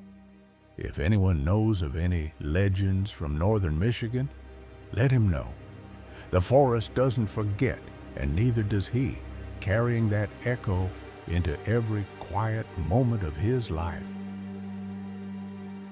Story number 20. The air in the old house thickened, as if it held a secret it wasn't ready to share. Thomas stepped through the creaking front door, his boots echoing on the worn hardwood. The place smelled of dust and memory, a lingering trace of his father's pipe smoke woven into the walls. He always gave a "Hey, Dad" greeting, knowing no reply would come. It was a ritual, a way to keep the grief at bay. But tonight, something felt different. The silence wasn't just empty, it was watchful. The house had been his father's, inherited after his Nana's passing years before. She died peacefully in the downstairs living room, her hospice bed a quiet sentinel in the corner. Thomas had never believed in ghosts. Science was his anchor, reason his guide. He'd always been a skeptic, needing to experience the paranormal himself to believe. Yet, as he moved through the dimly lit hall, a prickle ran down at the spine, sharp and uninvited. The two cats, Shadow and Ember, padded behind him, their eyes glinting in the low light.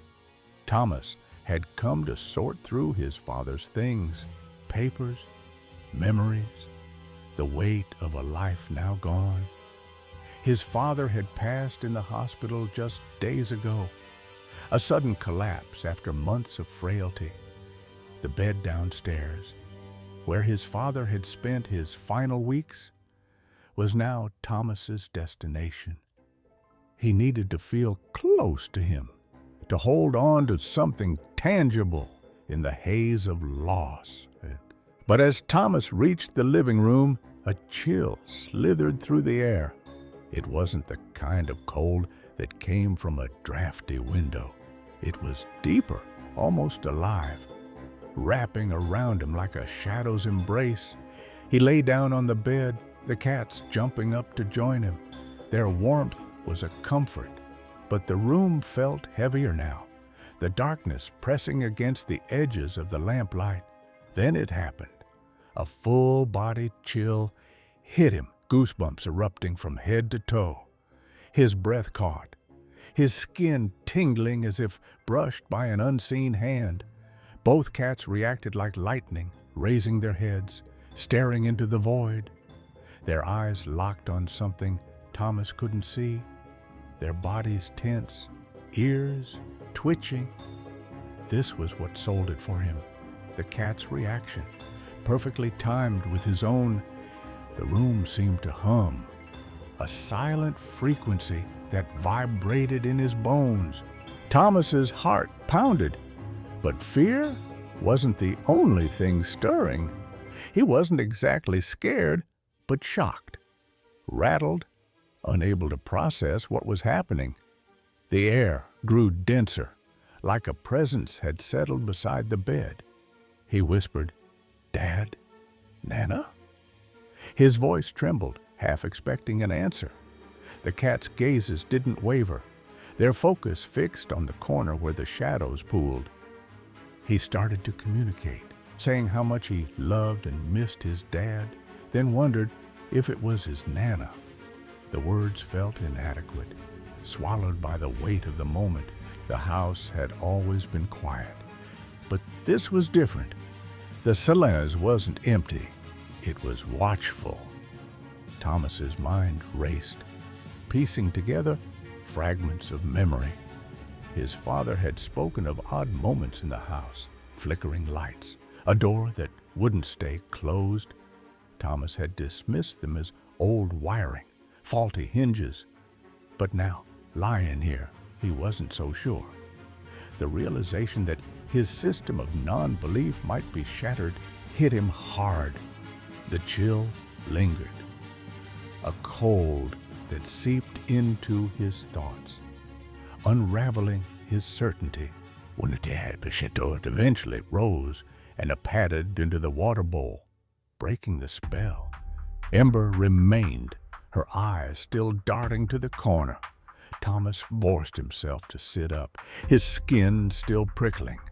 He got up, feeling uncomfortable, carrying items to his truck outside. The night air was crisp, but it didn't shake the cold that clung to him. He glanced back at the house, half expecting a figure in the window. There was nothing, just the dark staring back. The next night, Thomas returned, driven by a need to understand. The house felt different now, as if it had been waiting for him. He moved through the rooms, his flashlight casting long shadows that seemed to twist and sway.